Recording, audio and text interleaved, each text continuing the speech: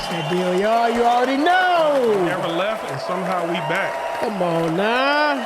Come on now. I'm your boy Adrian, a.k.a. I'm Stubbs. I hope y'all been liking all the stuff we be putting out on these social media platforms. Especially the haters out there, because we see y'all too. We just don't acknowledge y'all, but we see y'all too. But hey, I think we got somebody, a returning guest in the house, which you might say. We got a returning guest. Oh, man. Hey, this man is not a newcomer.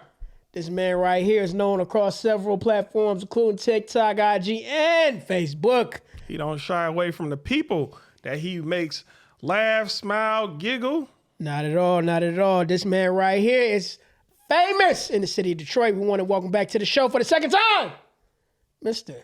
Cash Comedy. Welcome back to the Tag Off, my brother. Social media famous too. They just know. Wait for the introduction.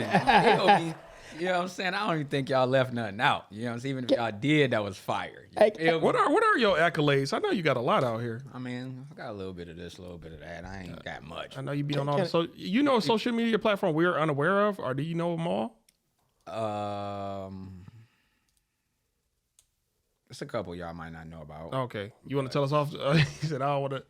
No, not yet. Okay. Hey, just holler at us off. It's a couple new platforms that I'm working on right now. Oh, you okay? And it's actually a platform where we're making short films, 15-minute short films and stuff like that, and 5-minute like clips of the short film. And who is Weir?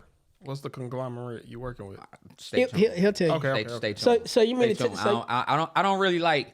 Tell us out there. You know what I'm saying? Putting everything out there and throwing names and stuff like that because I did that before and I just had everybody asking me and other person what was going on and some stuff behind the scenes didn't really go how it was supposed to go. Hey, just holler at us on the back end. Yeah. You already know how shit go. It is an app I just discovered called the Purple app. I heard it's like a Twitch or something where you can go live like a TikTok. I ain't used it yet, but it may be one of the new ones. Rising apps. Purple. Let me write that down. Yeah, it's Purple app. I got a notepad, y'all. I'm taking notes. Okay. The Purple app. The Purple app. You know what I'm saying? Purple app. How you spell that? The Purple app. It's just purple. All right, cool. And the app go pop. I think it's really called Purple, but I just call it Purple app because the app go pop. I just want to be on the same page with y'all. Man, here you go, man. Y'all throw out some you got information. Oh, yeah. I got about we tried 2, 3, 4 pens over here. Y'all be putting out good information and stuff, man. Hey, you know we what I'm saying? try, man. Like, shout out to y'all. I be watching all y'all clips, y'all videos, all of the guests that y'all got coming on here every week, man. Y'all on the come up, man. You know what I'm saying? I got to talk about this particular clip I just saw, what you just did.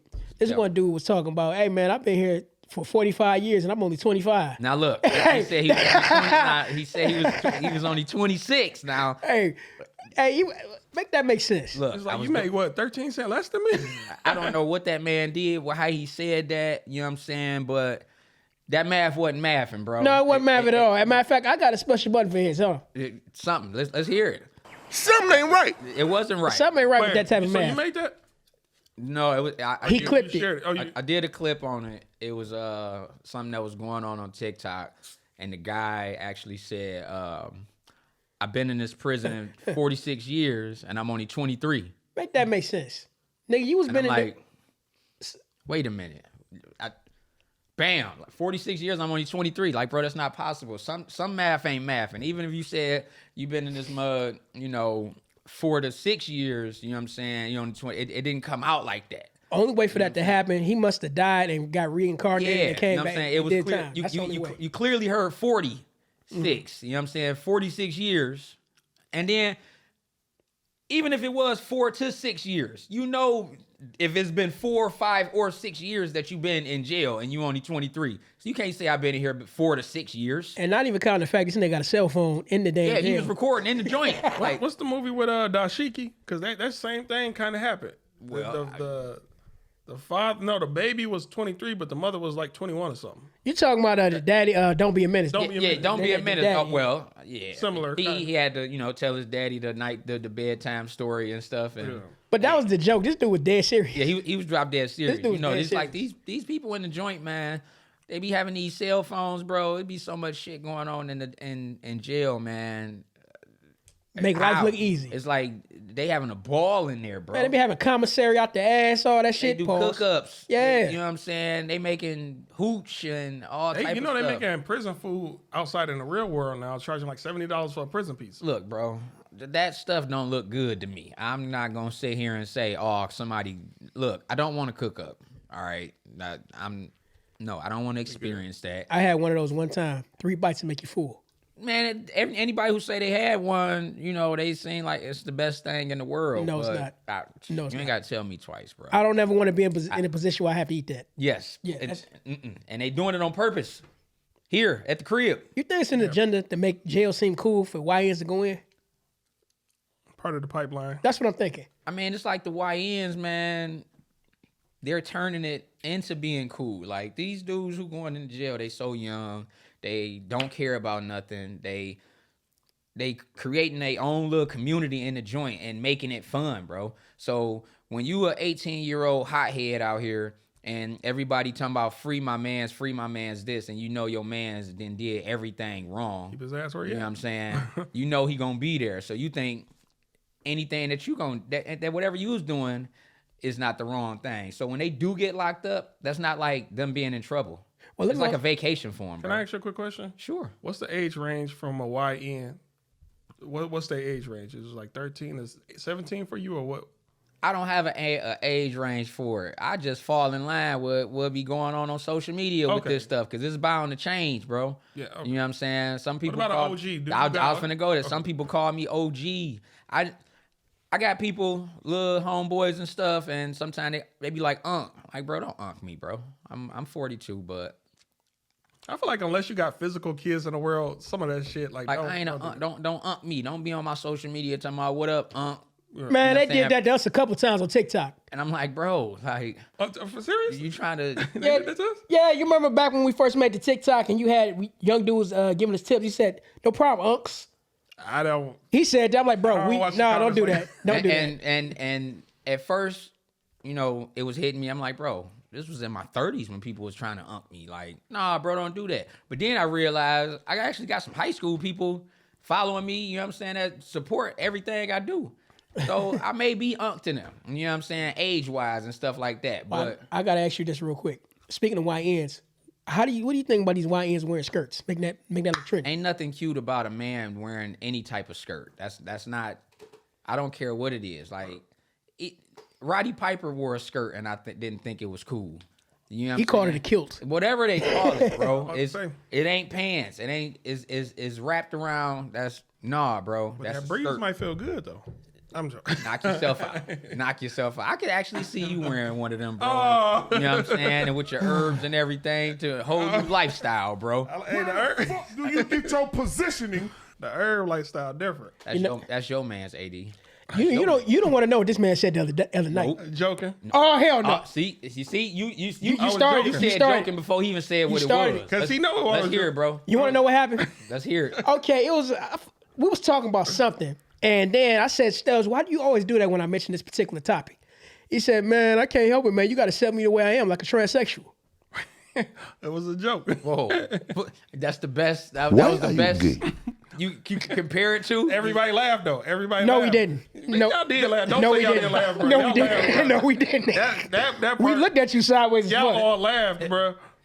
I mean, you That's gotta, why I said it for the laugh. You don't run shit here, nigga. I said it for the laugh, bro. yeah, but when you compare something to like a transsexual, that means you know something familiar with the transsexual. I wish I world could that you remember what we was talking about. for me to make Oh, that I joke. know what With we're a clip. talking about. I know. Look it up. Look it up. I think I know what talking. It was something relating to women. I can't remember what it was exactly. It was something relating to women. And then he said, "Not all women." I said, "Stubbs, why do you always do that? Why do you always do that, Stubbs?" Oh, that's what we was talking about. We was talking about absolutes. You're right.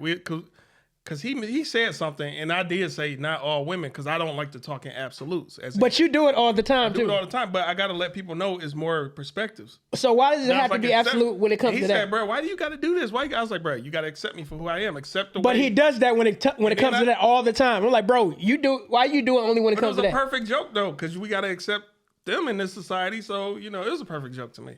It was a joke Look, you just said that may be a joke. to me. Everybody ain't gonna agree with you on that. Just like everybody ain't gonna agree with you. We have to accept them in society. Exactly, but You know what I'm that's saying? what So I'm it's just saying. a matter of opinion. You know That's what why it I'm was a saying? Like, layered joke if you really break it down. You put some extra layers on it. Make it, But you couldn't find nothing better than that. That's was what I'm hilarious. saying. I laughed. You got to throw the layers on it to let Believe it people or not, know if you that. could go back in time, they all laughed. No, we didn't. No, we didn't. I believe you, bro. No, we didn't. Man, I believe you, dog. Y'all was cracking up, wasn't you? No, we didn't. All right. Man, he playing for the camera right now. You lost on this one. No, I'm not. I don't know what to say on that. No, I'm not. But anyway, back on to another subject. Let me ask you this, bro. Since sir. last time you've been on the show, what has changed, man? I know you grew in popularity over these platforms. Yes, man. I've been getting a lot of people reaching out to me. One person I want to give a shout out. She actually just reached out to me. Y'all go follow her TikTok, Mo Millions. You know what I'm saying? Salute. She's in a lot of TikTok movies. Tubi movies and stuff. She got almost 1 million followers on TikTok right now. Damn. Yeah, she from the D. You know what I'm saying? Hardcore. Like y'all go check her out. You know what I'm saying? M-O or M-O-E? MoeMillion, and I think it's a Z. Maybe a Z or a S, but y'all go check her out, man. She almost at 1 million followers. She just inboxed me last week, and she like, yo, we need to do some content together. We need to do this, blase split it. So she want to link up, and you know, she got a nice following. She got that raw footage type shit. You know what I'm saying? That a lot of content can come out of. You know what I'm saying? You sure it's not Mo's Millions? Yeah. So it's That's- M-O-E-Z. Yeah. Mo's Millions. Yep. Mo's That's what it is. Millions. I heard you say Mo Millions. I may have said that, but I'm glad you looked it up right now. Yeah, I got it right Put here. into Mo's perspective. Millions. Yep. You found her? Yeah. Oh, yeah. With the young- fake she- stats. Yep. Yeah. And she on IG too, right? Yep. Mo's Millions. Mo's Mo's Millions, Millions. I'm officially following you Bam. now You on know our. what I'm saying? Big shout out. I'm hitting you up soon, Mo. You know what I'm saying? We're going to get together, make some content. She shot me her number. Boom. I told her we're going to link up. So when I clear some stuff out, hopefully this coming weekend, I can get with her and we put some stuff down, get some content going. I got another brother named Cyrus that actually Kenneth put me on. He don't do martial arts, do he? I don't know. I only know one Cyrus. I've only ever met one Cyrus in I Detroit. don't know if you do martial arts or not, but he do comedy. Okay. You know what I'm saying? He do comedy. He reached out to me. You know what I'm saying? Say Kenneth told him to reach out to me. He want to do some skits and stuff like that. He got a Facebook page, the Cyrus Hill Show is what's going on Facebook. So y'all go check him out. And you know, a lot of people have been reaching out and stuff. The interview that I did here last time, a lot of people enjoyed it. They Man, we hella support. you know what I'm saying? Hella support. Yeah, a lot of people enjoyed it. I don't know how the view count went for y'all, but Man, It was good, man. Your did great. video was the They did first great. video where while it's live, you know, while it's premiering, Yeah. we had like viewers, like Yo. people in the chat and all that. I'm like, dang, okay. it was a hell of a show. prior to, I did like heavy promoting. Everybody was looking forward to it because it was like the first real podcast thing that I was really doing outside of something small. Yeah. You know what I'm saying? And I was helping, you know what I'm saying, wanted to put that out there for y'all, appreciate y'all it. platform. Hey, man, and we stuff appreciate like that plug, 'cause, man. Hey, man, I'm all about helping, man, helping get to the next level. Did and you stuff like the that. shorts we was making for you? Oh yeah, yeah. We was I putting out reposted all of the shorts, everything, every clip that y'all sent me, everything got posted. You know what I'm saying? I had special instructions on some of them. Don't post this yet. We gonna post that at such and such time. Follow the directions as much as possible. Sometimes y'all send me some shorts. I'm like, ooh, I'm about to post this right now, but I got No, the only one is the premiere. yeah. If I anything, had to that's it. wait. I had to wait on all of that. You know what I'm saying? The rest of them, yeah. That song you picked was a good song too. They getting paid. my Dolph, yeah, They that, getting that's, paid, young nigga getting paid. that's my man's, man. You know what I'm saying? Rest RIP in to peace. Dolph. Rest in peace. You know what I'm saying? I had got heavy into Dolph's music, like I want to say probably about 3-4 years prior to him passing, and everything that he was dropping, you know what I'm saying, I was able to listen to all the way through. You know what I'm saying? And bang it, I ain't had to skip no tracks and stuff like that. You know, dope music. What's some of your favorite tracks by him?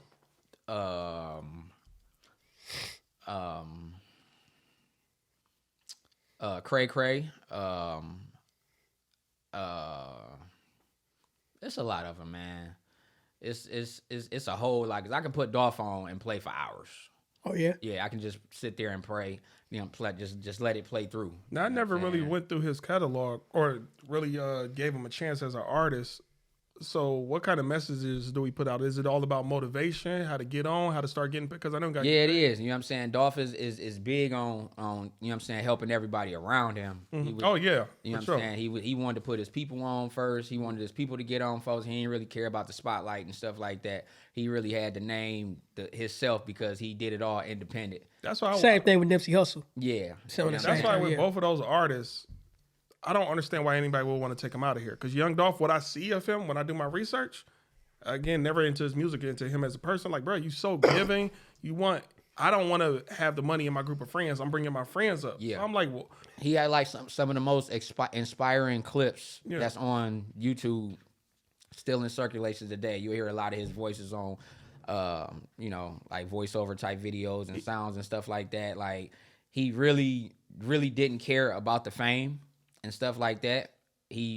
Everything was pretty much for his family, for his kids, but he was all about putting his people on, everybody that was around him. He couldn't shine. He like, what do I look like being able to go here and there, and my people can't afford to go? You know what I'm saying? I got to pay for them, so I want everybody to eat. You know what I notice about, rappers like that? When you look at him, you look at Nipsey Hussle, and also you look at Takeoff. Mm-hmm. Them are the ones that usually ones that are targeted getting took up out of here. And like somebody like Takeoff, it's different for Takeoff because Takeoff was just like just in the crowd and just got hit, with straight bullets and stuff like that. We never heard nothing about Takeoff being into no type of the quietest one, anything like the quietest one, bars, lyrics, and everything. It was like, whoa, if you really listen to Takeoff stuff, it's like, whoa, what the hell he just say? Rewind that real quick. You know what I'm saying? He really spoke. Hell of a DJ too. You know what I'm saying? The body of work that he was putting together. Like, if you look at some of the old Migos interviews and stuff like that, a lot of the credits, a lot of the sound,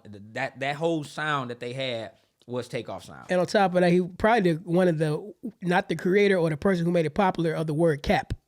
Maybe. Maybe. That's what I heard him saying on the Breakfast Club. All of a sudden, you see everybody saying it. Yeah, and they was all cap, no cap. You know what I'm saying? Like, they had their own little thing. When they did it, bam. Everybody else started biting a little bit off their style, but that bounce, that swag, and everything that they have within their music, that's all Takeoff. I remember they freestyles. It seemed like at some points he's the only one who's trying to really take it serious. Yeah. Not no slight to the other guys, but sometimes he'll just sit there and listen to them. But it's like, okay, man, we got to turn up for real. Because he had the wordplay. It was his cadence, and they start rapping how he was rapping. Yeah, I heard that two of them. I don't know who. I heard two of them was in the group first. They tried to sell their mixtape at school or their album at school. Nobody would buy it. Then one of them said, "Yo, I like that. I want to join the group." Offset came at the end. So he was the added addition. Ain't they all relatives? Yeah, they all cousins. Yeah, they all cousins. Okay. Yeah. It was all cousins, but it was Takeoff and Quavo doing their thing. Offset came. Okay. You know what I'm saying? And they made the Migos and stuff, but that that was all Takeoff style of rapping and everything. And that's how they came out with their own little swag, their own style. Because when you listen to Stir Fry, you can hear it in there. Mm-hmm. And Bad and Bougie, that too. Yep, everything that you do. You know what I'm saying? That they was putting out, you can hear. It's like, okay, this is a Migo track. You know what I'm saying? They different. I know we was talking about it before we cut the cameras on, but they were also in the episode of Atlanta. Oh yeah, yeah. Season They went by the Migos in the episode of it. It was good. Man, bro, you got to watch that show. Season 1. Yeah. So I watch bits and pieces of it and stuff like that. So you one of those people don't really got time to sit down and just watch TV like that, or is it you just? It's like I actually kind of had this conversation the other day about watching full episodes of podcasts and stuff like that. I've been watching a lot of the Joe and Jada podcast. Which one is that? Jada Pinkett or Jada who? No, Jada Kiss. Yeah, you're right. Fat Joe and Jada Kiss. It's the Joe and Jada show. Yeah. You know what I'm saying? And Fat Joe is like hilarious. Like, he tells some of the craziest stories. Exaggerated. Especially one about glizzies. Oh man. Man, that was the wildest, man. He's like he called himself the glizzy gladiator. gladiator. He did something in the bathroom. No. Whoa. He gotta have a glizzy every time he go to a ballpark, baseball game, football. He gotta have a glizzy. Like, no matter what, he's getting glizzies and stuff. He like, I'm like a glizzy gladiator. I don't even fuck with that kind of shit. Man, I don't even know. Hey, you saw Jada Kiss' face. Look, he was like, nah, bro. So reason I brought them up, like, because they episodes usually be like hour and a half, 2 hours long. And only time I really get to listen to a full podcast interview like that is if I'm working and I got the music, I got it playing in my ear, because I don't really feel like I have time to just sit for 2 hours to just watch an interview. And I feel just emotion. That's what it is. It's something I can be doing with a whole hour and a half of that time. I can be making some own videos of mine while I'm watching them doing what they doing. I'm trying to get to the level that they at. yeah. I'm sitting here watching. I just wasted a lot of time when I could have been putting some work in. That's why I love the shorts, man. I love that YouTube allow you to make shorts, man. It's So the like- shorts, that's what I go through them. You know what I'm saying? 10 minutes, you got me all day. Well, number one beside this podcast that I love is, of course, 5150, Corey Holcomb. Oh yeah, All day. yeah. hard to- A lot of people don't like his stuff. A lot of people don't like what he be having to say. We opinionated. do. He's opinionated. Yeah, you know what I'm saying? And that's a lot of people ain't opinionated. They stuck in their ways. They want you to speak for them sometimes. Yeah. Like, yeah, I agree with you, but around these people, I don't Some fuck- people just don't know how to just be open, and they just stuck in that box and just don't want to branch off. even what we doing here right now, some people call this brave. You guys are on camera just talking. You are, bro. We do this every day. I mean, shit. We numb to it. though. We do this If all the we are time, brave, man. we know. Man, you be surprised. It's some people that will act a fool and in front of 100 people that they know, but when a camera is on, it's like camera shy. You don't want to be not doing something that you don't think that you ain't supposed to be doing that can get replayed later. See, when the camera ain't on, it's all he say, she say. Yeah. Anybody can say that he did this and you can say they didn't, but once the footage is out, you can't lie on that. You ain't no way to clear it up if it's something that you're gonna be embarrassed about later. Well, you know what? That's why you're miserable. Hey, I do got to ask you 2 questions because we didn't really get to know you last time, and I see you got a Scarface shirt. So I do want to know, can I get a top 5 favorite movie list? And then next I am going to ask for top songs. top 5 favorite. Did you ask me that last time? We didn't ask you that last time. Did we? We I don't know. We didn't say Maybe. favorite Well, we'll movie. go over it again. Maybe. Yeah. I guarantee you we didn't ask top 5 favorite movies. Might have been top 3 or something. Something was related. Something, yeah. Something was top. It was we topped some stuff. Pause. Yeah, definitely. Sorry, bro. See, That's then a y'all, justified then pause. y'all just see, that's another thing, man. Ghostface just did an interview on Joe and Jada. He said we gotta stop this pause stuff, man. When it's justified, though? But everything is pause. It's funny he said that because that came from New York. That came from New York. He tired of hearing it. Everything is pause. You can't say it's- nothing. Men can't say or do know what? nothing without it being somewhat a pause related Although type I thing, agree, bro.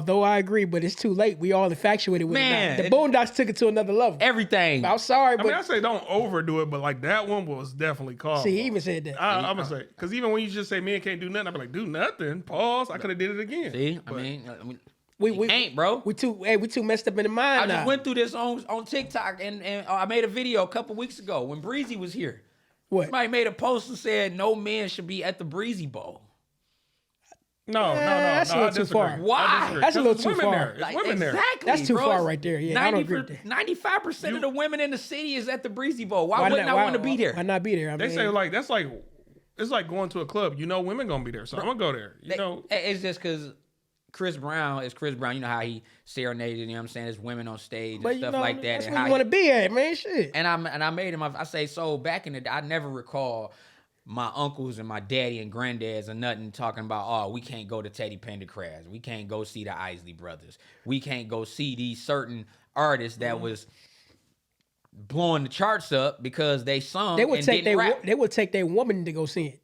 So We hear like it's music. I like the music. What's the like? Men can't do nothing. Everything that a man do is always suspect to this world when in this internet. You know what I'm saying? Like you have to be careful with everything. Like you can't say a certain word. sassy. Like I said, it's pause. It's sassy. This You sassy. Man You can't this, do that. this. It's always something with the men. but Like, but it also is an agenda too. it didn't always used to be like that though. Because you see the nail polish coming around. That's Fingernails. different, bro. and the skirts. We polish and skirts. We grew up knowing that as girl stuff. We're Right. talking about certain words. Okay. Bro, you can't even eat a hot dog. You can't eat anything well- that shape. Anything that shape. You That's can't what I'm eat saying. Or a banana. corn dog. You got to cut up a banana to eat it. Exactly. Like you can't do nothing, bro. It's like we eating. It's food. It's fruit. It's something you've been doing all your life. Now you got to turn your head when you biting your dog, or somebody gonna be like, everybody Dude got gotta- to eat it sideways now. You can't eat it. You gotta- damn, I I mean, keep but doing it. people assume things like if somebody walk into your room, clearly you put stuff on your nightstand. If they see lotion on your nightstand, they just gonna assume. What can I say this? Now, it's a difference between having lotion and having a lot of goddamn lotion. I think no lotion with the tissue was. Now that's the like. difference. If you leave the tissue, you want somebody to know, bro. Why would Yeah, you leave yeah, the yeah. tissue right there on the nightstand? Like, But then without the tissue, it's like, dang, what you put it on your stomach? It get wild. don't be thinking like that walking into my room. Don't even. What is you? In Why my am room? I in your room? in the Why first am I place? in your damn room? Why are you in my room? I don't want to be in your room. That's You know what what I'm saying? the side nigga walk through the crib. Like, No. bro, I don't even fuck with that kind of shit. Don't worry about what's in my can. Don't worry about what lotion is on. That's a video right there. Man, bro. That's a video. You want to be the co-star? Hey, what am I doing? You be the brother coming in. You Hey, be the brother walking in the room. Hey, we gonna make it happen. Bet. We gonna make it happen. Bet. We gonna make it happen. Like, nigga, what you doing? Thank you. Take Thank notes. you. Coming soon. It's a first time Adrian AKD collaboration coming soon. It's coming soon, y'all. Coming soon. Bam. You heard it here. Got the note. There we go. Great actors in the studio right now. Man, what? 100%. 100%. Hey, Hey, man, you know what? Eventually, Tubi's gonna have to come up with an award show for Detroit. It has to happen. Well- we producing, we dropping too much. It's a lot of it's a few different, award shows that Oh, we already got like a film festival yeah. show. Oh, okay. It's film festivals for that. They be having top actors and stuff. You have to go in there and vote. Like right now, if you go check out my man Eddie Kane page on Facebook, he actually been nominated as the one of the best co-stars. He in a lot of Detroit and Tubi movies that's going around right now. That's what's up. Salute. And so y'all go check Eddie Kane page. Everybody know Eddie Kane. I want to vote. know, I want to vote if it's still open. Yeah, it's still open because he actually just posted it the other day. Say he just found out he was nominated as best co-star. Where do you go to vote?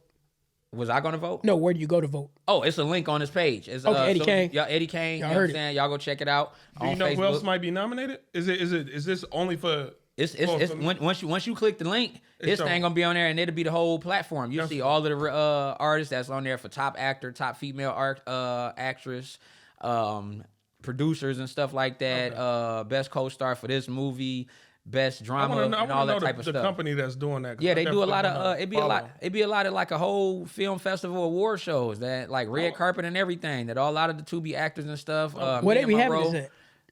It'd be at different venues. You know I what want I'm to saying? pull up for because I don't never dress up. Like even I kind of want to go to this Jeezy concert. Them tickets is crazy though. I think the scalpers done up the price because I'm like, it's no way they should be that much. I don't know the real prices of them, but I know some people they've been spending upwards at a minimum $400, $500, $600. Them Yeah, that's Yeezys, about- yeah, that's about right. You know what I'm saying? And that's for the nosebleeds also. I looked up the prices. Well, I know somebody got some floor seats for $400 a piece. How long is that concert? No. Them floor seats is like $2,500 I'm minimum. trying to tell you. They must have got them before the Trying scalpers to tell grabbed you. them. So This how- is somebody I know who do the ticket things and everything. And the only reason I know this is because I just seen this post today. You know what I'm saying? He said the suites is gone.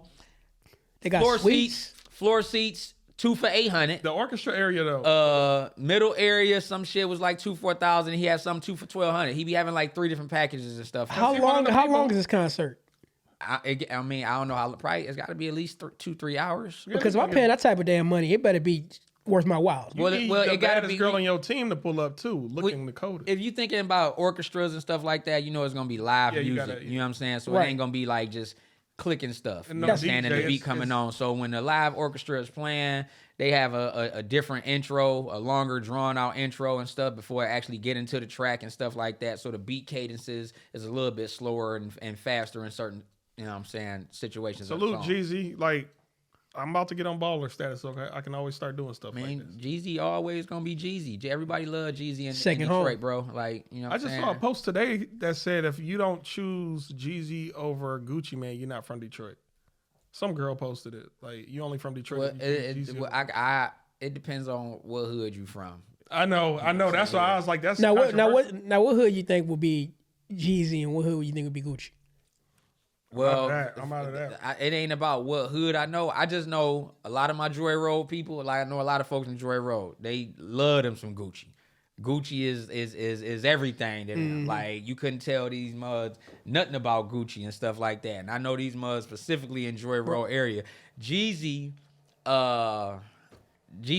be on in the miles. You know what I'm saying? In the mile world and Which- stuff like that from east to west side. Back in the day when they both came out with Icy, bro, the streets was going crazy when that came out. And I ain't even like that song. Yeah, but the I ain't streets, even like it, but yeah. but the streets loved it. Yeah, they did. The streets loved it. They did. I said, I didn't like that at all. There's a kid on my block singing it for 3 weeks straight. I'm so I say, and I wanted to punch him after first week. Like, bro, stop. He was that annoying. He sung it too much. I worked with a guy. You remember when ringtones was banging? I remember that. I worked with a guy that will argue you up and down that he had more Gucci ringtones than anybody in the world. That was a Like, thing. That was money back Bro, then. he walked around with his phone like this. Oh, I remember that back Walking to then, work, yeah. just listening to Gucci ringers all day long, and you go to his phone, and it was free to download. I thought that was like 99 That's what I cents. thought. No, it was free on certain you can go to the phone shops and pay $15-$20 and get 100 songs put on your 100 ringers put on your phone. And that was one of the phone shops like right there off Telegraph and 5 Mile area and the little plaza and stuff like that. You take your phone up in there and at $20 they'll put 100 songs on your phone. I don't know if you ever did this before, but I remember back in the day when you want to make a custom voicemail. You put the phone up against the speaker, play the song. Bro. Man, you remember that back in the day? That's the 90s Did that right I read that in high school, bro. Bro. Of course I did. I had a girl, you know what I'm saying? Shout out to my girl Asia Benson. She used to be on my voicemail talking. You know what I'm saying? I had played Lil Wayne, doom doom doom doom doom doom doom doom when he first went Cash Money, doom Cash Money. That was the first beginning part of the song. Then after that, she started talking for me. You know what I'm saying? What's Hello, up, y'all? thank you for calling. You know what I'm saying? Y'all just reached the voicemail of my best friend Them Cash. the days when He you can't don't come, answer. and all that type of stuff. That was You dope. can get away with that. That's when you don't answer your phone on time because you want them to hear it a little bit. That was for my beeper. Oh, the beep. Oh, for Okay. the damn. Yeah, that was for the beeper. So you had to listen to it. You listen to it all the way through until you hit that button. Anybody ever requested you to be on their voicemail or anything? I did a couple. Okay. You know what I'm saying? I did, a couple. You remember what you said? No. Oh. No. I remember for the longest time I had Stretch Money Takes Money to Make Money. For like 3 years, I would not change that ringtone because everybody tell me, turn that damn ringtone. I'm like, no. I mean, I did a couple like on some spoof type stuff, like, probably talking some shit to any dudes that was calling the phone or something like that, leaving like a shitty voicemail and stuff like that. It probably was a girlfriend or something like that. Ooh, let me talk on your voicemail. Like, yo, don't call this phone no more. Dude, don't do this, don't do that. You know what I'm saying? On some hating type stuff. But it wasn't nothing really real that I was just like, hey, can't no niggas call your phone. Can't nobody do this. You know what I'm saying? Let me put this message on here to stir everybody array. I wasn't that type of nigga. But I was like, that's why I say it wasn't nothing really major. Like I was just being that whole ass motherfucker, just trying to be a hater. Can I ask you a question about comedy beef? Like, how do you feel about it overall? Not any beef you've been in, just like when you see two people you respect in the game probably going at it. Well, it all depends on what the beef is about. And I don't. It shouldn't be no beef. You know what I'm saying? When it comes to comedy, joke stealing is justified in comedy. Yeah, but that's always gonna happen. You know what I'm saying? Sometimes you got to put a spin on on your joke if you're gonna jack somebody's joke, and the real beef becomes when it's just straight copyright stolen. Like when you just steal the joke and just make it as yours. You remember Cat Williams? Him and Steve Harvey was legendary, and for Detroit. How did you feel about that one? I mean, that was just that. I felt like that was just something for the culture. You know what I'm saying? Because they wasn't really beefing. You know what I'm saying? Well, Cat was. Cat may come off as, you know what I'm saying, like somebody's beef, but Cat is all about business. You know what I'm saying? What they did was promote and marketed that as a king of comedy. And they knew that when they came here that it was going to sell out strong because they both was at a good platform. You know what I'm saying? They both was at a tier where it was like, okay, you got this people with fans that's going to be for Steve Harvey. You got this amount of fans that's going to be for Cat, who is the real king. You think we need more of that? Of course. You know what I'm saying? It got to be done to a point to where it's all done and fun. You know what I'm saying? For the actual, you know what I'm saying? For the brand, you know what I'm saying? For comedians and stuff like that. Because a lot of times the comedy beef that's going on now, it goes into like really hate speech and hate war and stuff like that. Because in this generation, it's so sensitive. Yeah, like you can't do anything, you know what I'm saying? You be like ready to fight. And even though it all be internet stuff, we see all this stuff on the internet. We don't see nothing with comedians really getting into it fighting, you know what I'm saying? When they're at a venue or stuff like that, where it's really about the jokes. Like when they get into it and stuff like that, if it's physical, it's personal. Well, I got a quick question for him real quick. It was a recent comedian that just passed, got killed in Mississippi named Reggie Carroll. Yeah, I heard about him. Yeah, I was going to say, we don't know exactly what happened, but, all we know is he was with somebody that was really, really famous. Mm-hmm. Do you have any input on that? I want to say Cat wasn't there, if I'm not mistaken. Well, that's what allegedly. Yeah, allegedly. That's why I kept. But they said a shotgun was involved. That's why I kept his name out of there. Yeah, okay. But I don't. I'm sorry. No, you good. But I don't know the ins and outs of that. You know what I'm saying? Yeah. We don't know what transpired that, you know what I'm saying, could have made something like that happen. You know, sometimes you just in the wrong place at the wrong time. Well, I'll say this. Like Oh, sorry. it's not really, I shouldn't have been there, I shouldn't have been here, you know what I'm saying, stuff like that. It's just some people out here who just have no cares in the world about the safety of other folks, you know what I'm saying, who really don't care about other lives and stuff like that. They're going to do whatever they're going to do regardless of how they feel, what anybody say to them. They just going to be ignorant, you know what I'm saying, to shoot. Right. And like all the stuff that's happening in the city with all of these shootings and crowds and stuff and all of these fights and stuff like that. Like people go out to have a good time, and nobody's really thinking the whole aspect like I'm finna go out with the possibility that somebody that I know or myself is about to die tonight.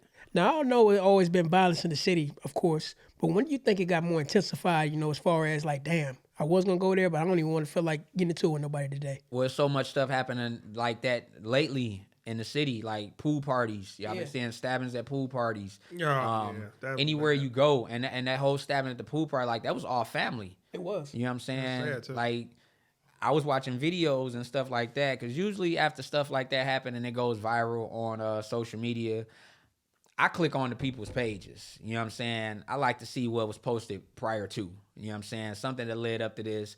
And one of the things that I caught was the guy who did the stabbing, who stabbed everybody, who, you know what I'm saying, he was actually like a homeboy. Like it was videos of him earlier in the day with one of the guys who died.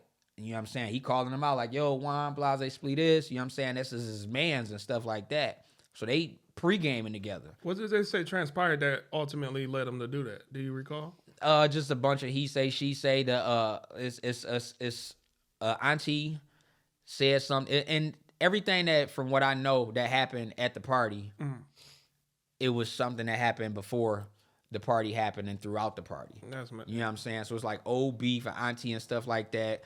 Age-wise, you can't talk to me. I don't care who you are, and all that type of stuff is disrespect. Are you at that stage in your life where somebody invites you somewhere and you say, who all gonna be there? You hear the wrong name, you show up or don't show up? Are you at that stage in your life? Well, or have you ever been at that stage in your life? I've never been at that stage in my life, but I know where to go to depending on who invited me somewhere, because I already know who's gonna be there. Okay. What type of crowd gonna be there? Because that little thing could have not caused that to happen. If who all gonna be there, I ain't showing up. But and if you say who all gonna be there, like you're not expecting certain stuff to happen when certain people are there. Like I say, it was family, so it's like. If I've seen family do exactly that or worse. So. But if I'm gonna go, I'm not gonna go somewhere. If that's the point, I'm not gonna go out at all. But you know not to cut you off, but you know the crazy thing about that, you can walk into a gas station and something can pop off. Look what happened at that situation a while back when the gas station attendant locked the people in the door and dudes went in there killing them. Man, I still hate that moment. Yeah, I didn't like that. I think he got locked up too. The gas station. I thought he went back overseas. No, I think he tried to. They extracted. They kept him here. I could be wrong.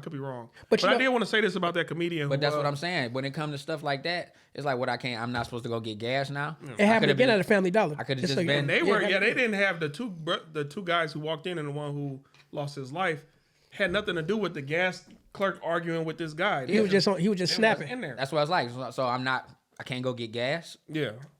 I just went to go get gas and tried to go back to the crib. Anywhere, anytime. But I did want to say this about the comedian who lost their life. Even though we still don't know what transpired, he was a comedian / security guard. He always also did security at most of the clubs. So it may not even be a comedy issue. It's probably a drunk person kicked him out. Let me back in, and so we still don't know. We will really never know. I ain't gonna say never. Let me just add this. There's cameras in the Let me add this to that real quick. But even when it comes, like, I don't mean to stop you. No, go ahead. When it comes to cameras and stuff like that, you see the camera, you putting the pieces together. You know what I'm saying? You putting together the timeline and stuff like that. But that still don't really transpire into what really made that timeline come about, if that makes sense. Yeah, because they was at a house, what I heard. You know what I'm saying? Oh, they was at a house. House parties need security too. But again, you're right. I don't know. I'm just throwing out. Yeah, it was at a house. Like, just say for instance, like we had a camera right here recording us. It's just recording. They don't know what we talking about, what goes on, and everything. But they know that we recording a podcast. It's helpful to Boom. the investigators to have it though. But that right there only gonna show us these guys is in a room together. But they can't hear the conversation, the heated. Something may get heated in the midst of us sitting here and stuff like that. As far as they know is we all know each other. We in the same room together. Bam. So they gonna say something had to transpire in the midst of this meeting because soon as they went outside and the Ring camera came outside, bam, one dude shot the other person.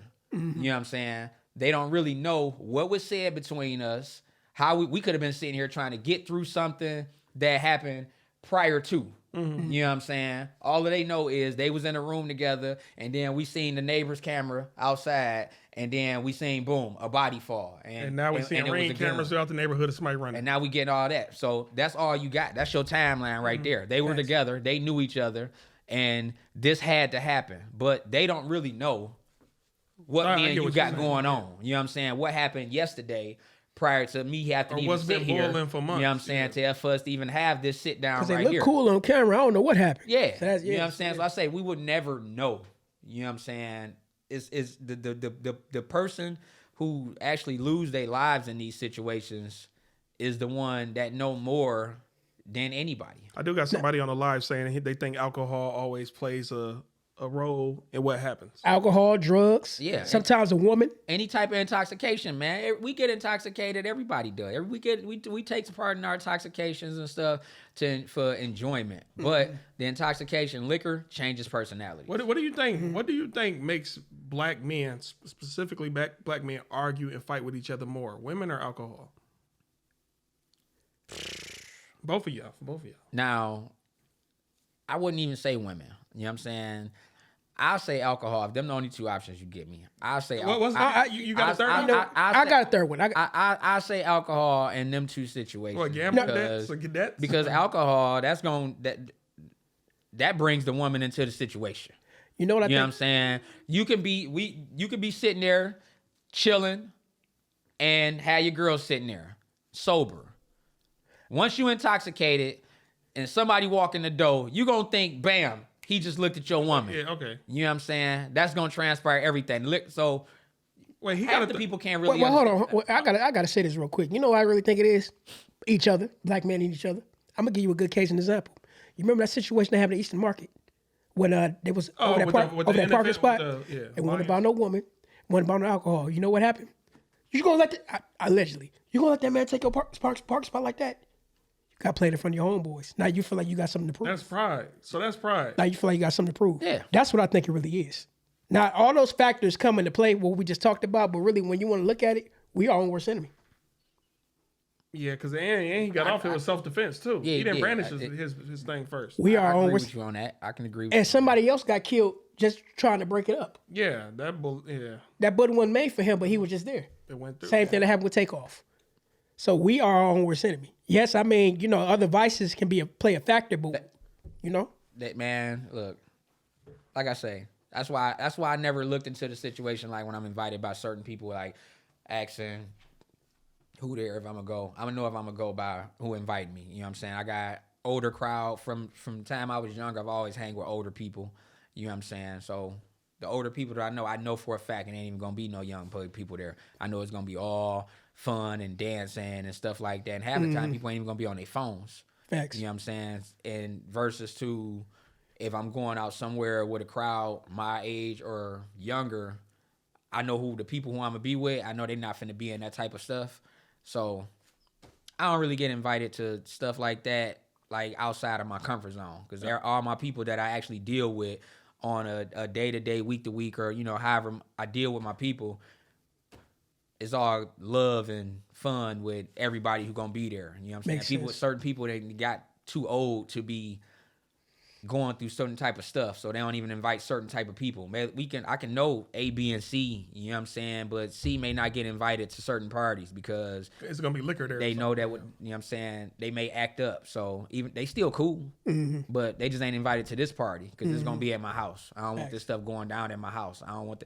I know when liquor get in that person's system, they act up. No, I You know what I'm saying? But if I having a birthday party at the bar, okay, you are more than welcome to come. But Facts, but certain not people at you the might not crib. want at your comfort zone where you partying at then versus being at a bar or a club or something. Now, I do want to know, in your opinion, what gets more personal when two men are arguing with each other, or a man and one woman is arguing with each other? I'm talking about as far as words get thrown.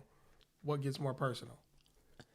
It don't get more well, men and women, women more so gonna take shots.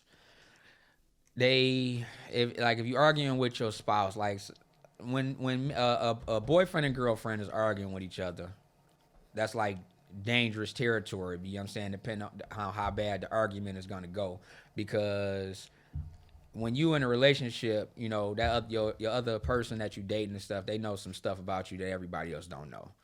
And they don't mind saying it in front of They ain't gonna mind blurting your stuff out. You know what I'm saying? That's why I say, depending on how bad the argument and stuff is, the breakup and stuff like that, all of this stuff that you accepted of me while we been together, now you about to bash me for it. So you think And this is why we don't tell women everything. Exactly. That's exactly why we don't do You know what it. I'm saying? Because the women to use that as Your homeboy would do it. yeah. Yeah. But the woman is gonna use it Oh, more she so really gonna, yeah. than anything. You know what I'm saying? No, any flaw that you had that she's accepted, no matter how long y'all been together, as soon as y'all break up, everything is finna get put out to the world. if she's You know what I'm saying? not a real woman, gonna just Well, it's hard to push. say that because let her get pissed off.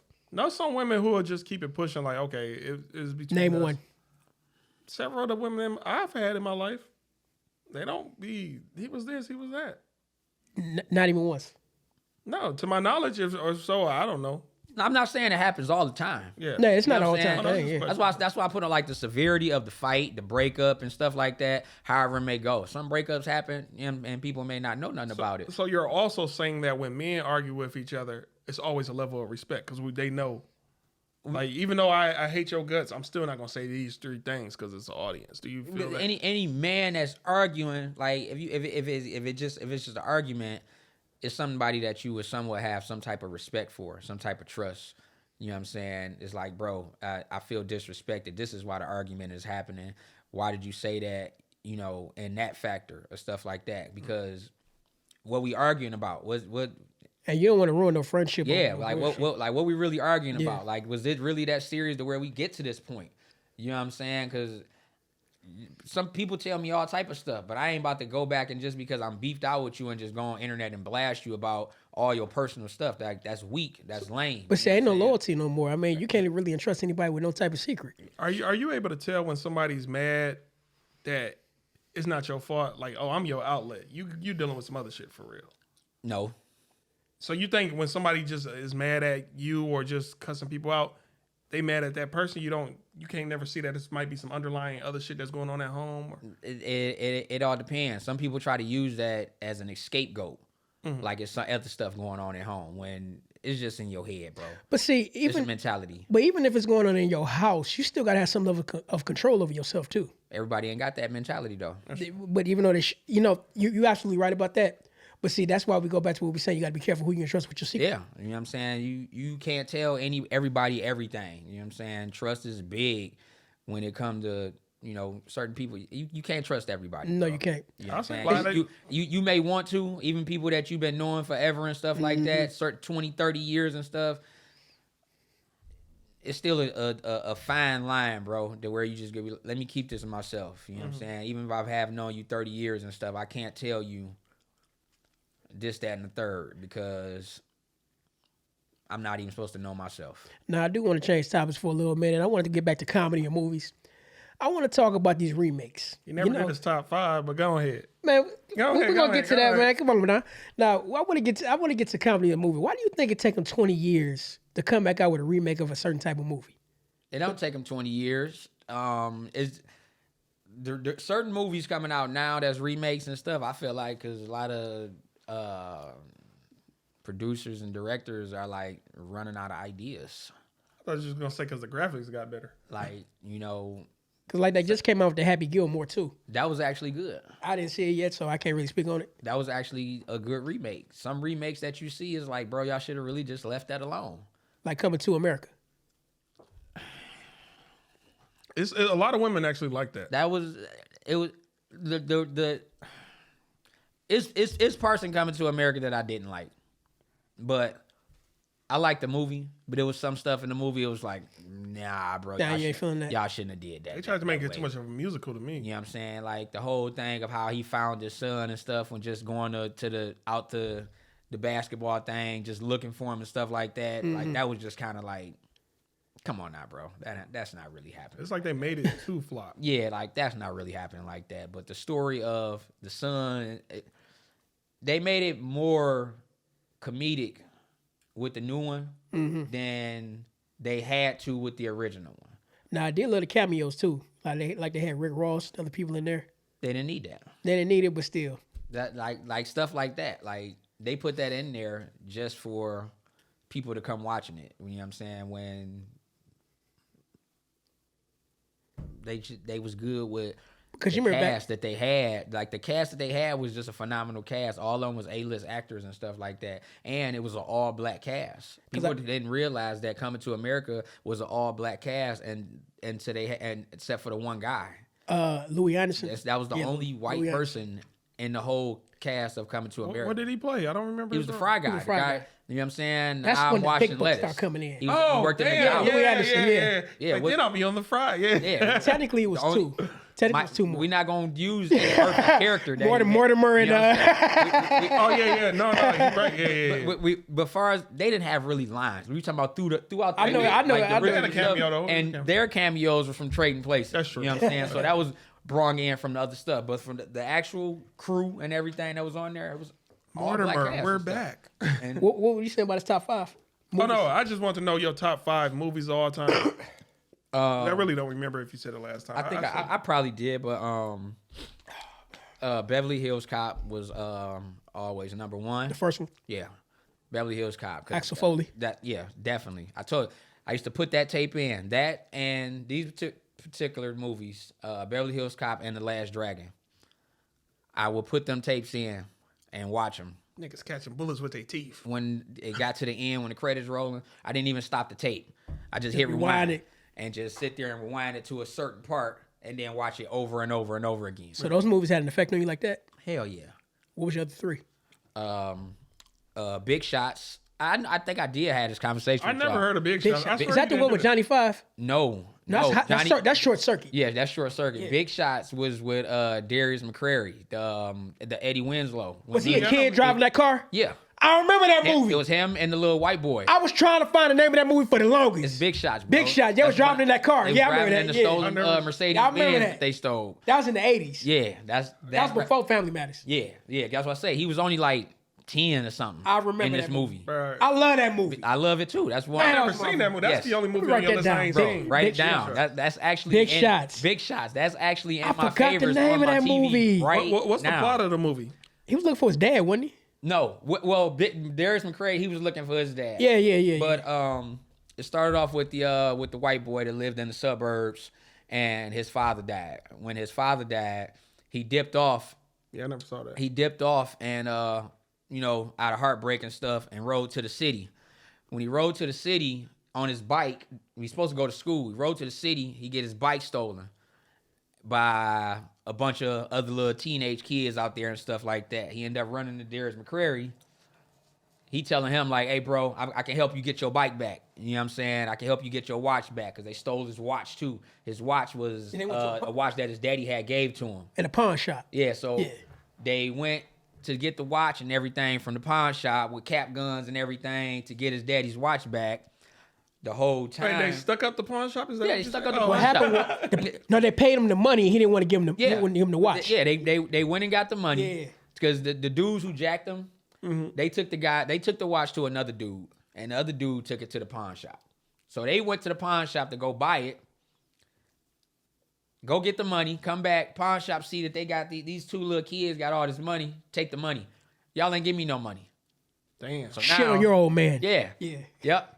So now they go get cap guns, which they think was cap guns. One of them was a cap gun, one of them was a real gun. They go in there, they stick up the man at the what's the name to get the daddy's watch back.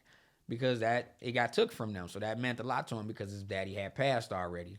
So after that, now they on the run because they done stole a damn Mercedes Benz outside in the city just to drive around and to get from A to B to go get the watch and do all this other type of stuff. Didn't it belong like to a white guy? The guys who they Yeah. stole the Mercedes Benz from was some killers. It was a body in the trunk of the Mercedes Benz when they stole it, and Oh, so this ain't no comedy.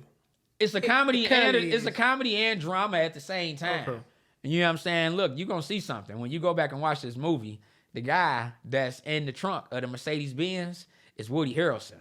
No bullshit. No, that's Woody Harrelson in the trunk. I gotta go back and watch. Yes, when you watch it, you're gonna be like, bro, that's Woody Harrelson. That's Woody Harrelson. Yes, in the I gotta trunk. go. I Yep. gotta go back and watch it again. And it takes you back like, dang, okay, this person was been acting for such and such long time. He didn't even have a line in the movie. You just seen him did. running.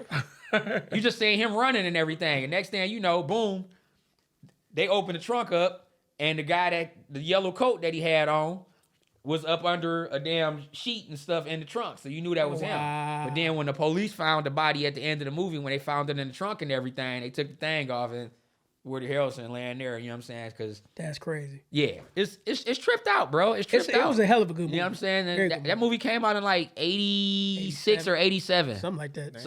You know what I'm I saying? don't know how I missed this movie. This is my first time ever hearing. All the time. I watched that. It was one of the movies that just randomly came on TV, and I just sat down and started watching. Yeah. Yeah. And So what's your other two? let's see, I had Beverly Hills Dragon. Cop, Last Dragon, Big Shots. Big Shots, The Lost Boys, the vampire movie. I remember You know that. what I'm saying? Corey Haim. Yeah, Corey. Yep. That and anything could be in the top 5. Like for this, that was from kids. That was before I even seen stuff like Temptations and Five Heartbeats, and because them definitely in the list like of the favorites. But them first ones I just named, them was in the 80s that I know for a fact that I was watching on the regular over and over. Golden Child. I remember.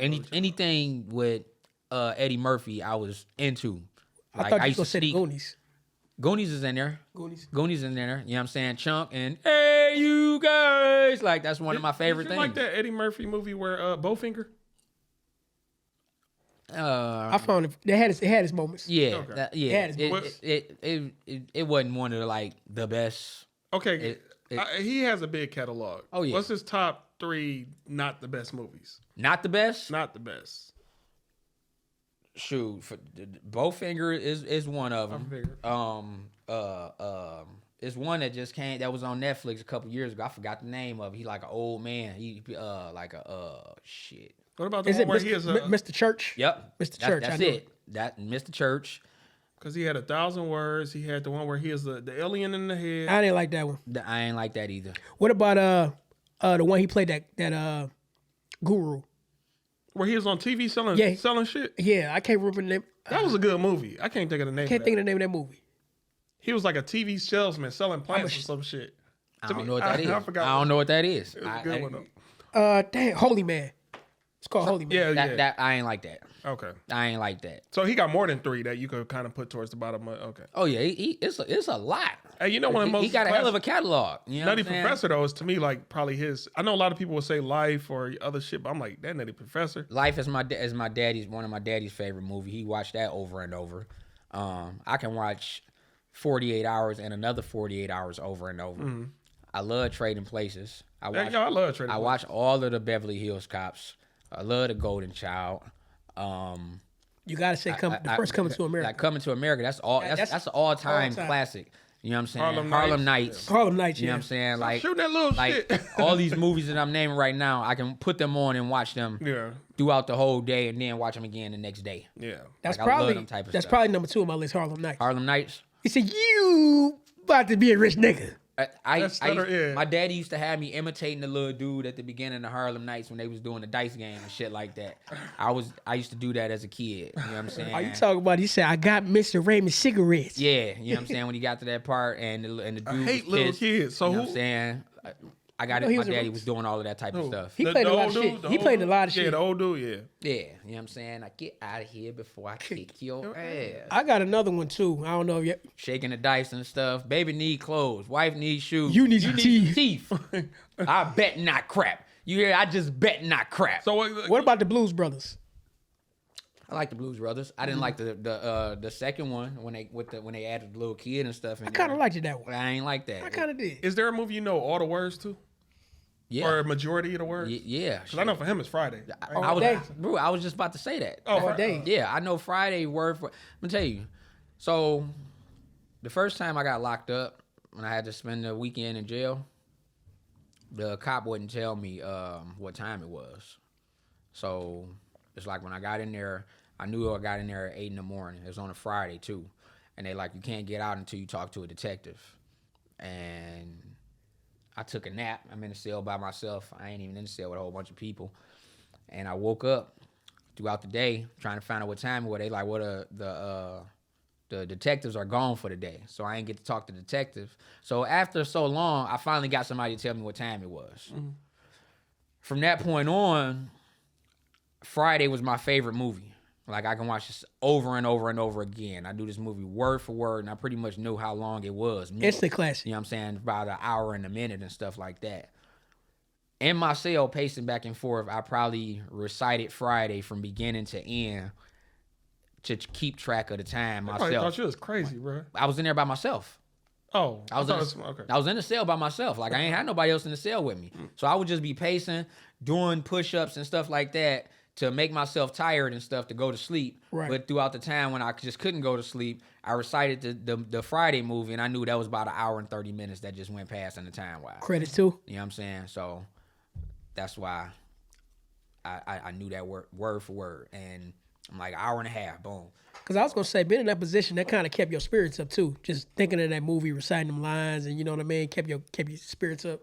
It wasn't even really spirits up. It was just because like they was playing me in there. I just need to know what time it is because I need to know when I go to sleep, how long I've been sleeping. Am I really sleeping in here? Because I'm going to sleep. Look out my window. Only thing I got is that one little outside window, and it's just dark. So I'm going to sleep, waking up, bam, it's dark. Just fucking with you. Going back to sleep. I'm thinking so much time that went past and it's really not. And I'm just napping. You know what I'm saying? So when I actually got the time, the actual time, like, oh yeah, it's 3:30. Boom. I started reciting the movie. You know what I'm saying? When at the end of the movie, I'm like, okay, it's almost 5 o'clock. Right. You know what I'm saying? And then boom, they be like, oh, here they come with their little dinner and stuff. All right, dinner come at 5 o'clock. All right, bam, my timing is on point.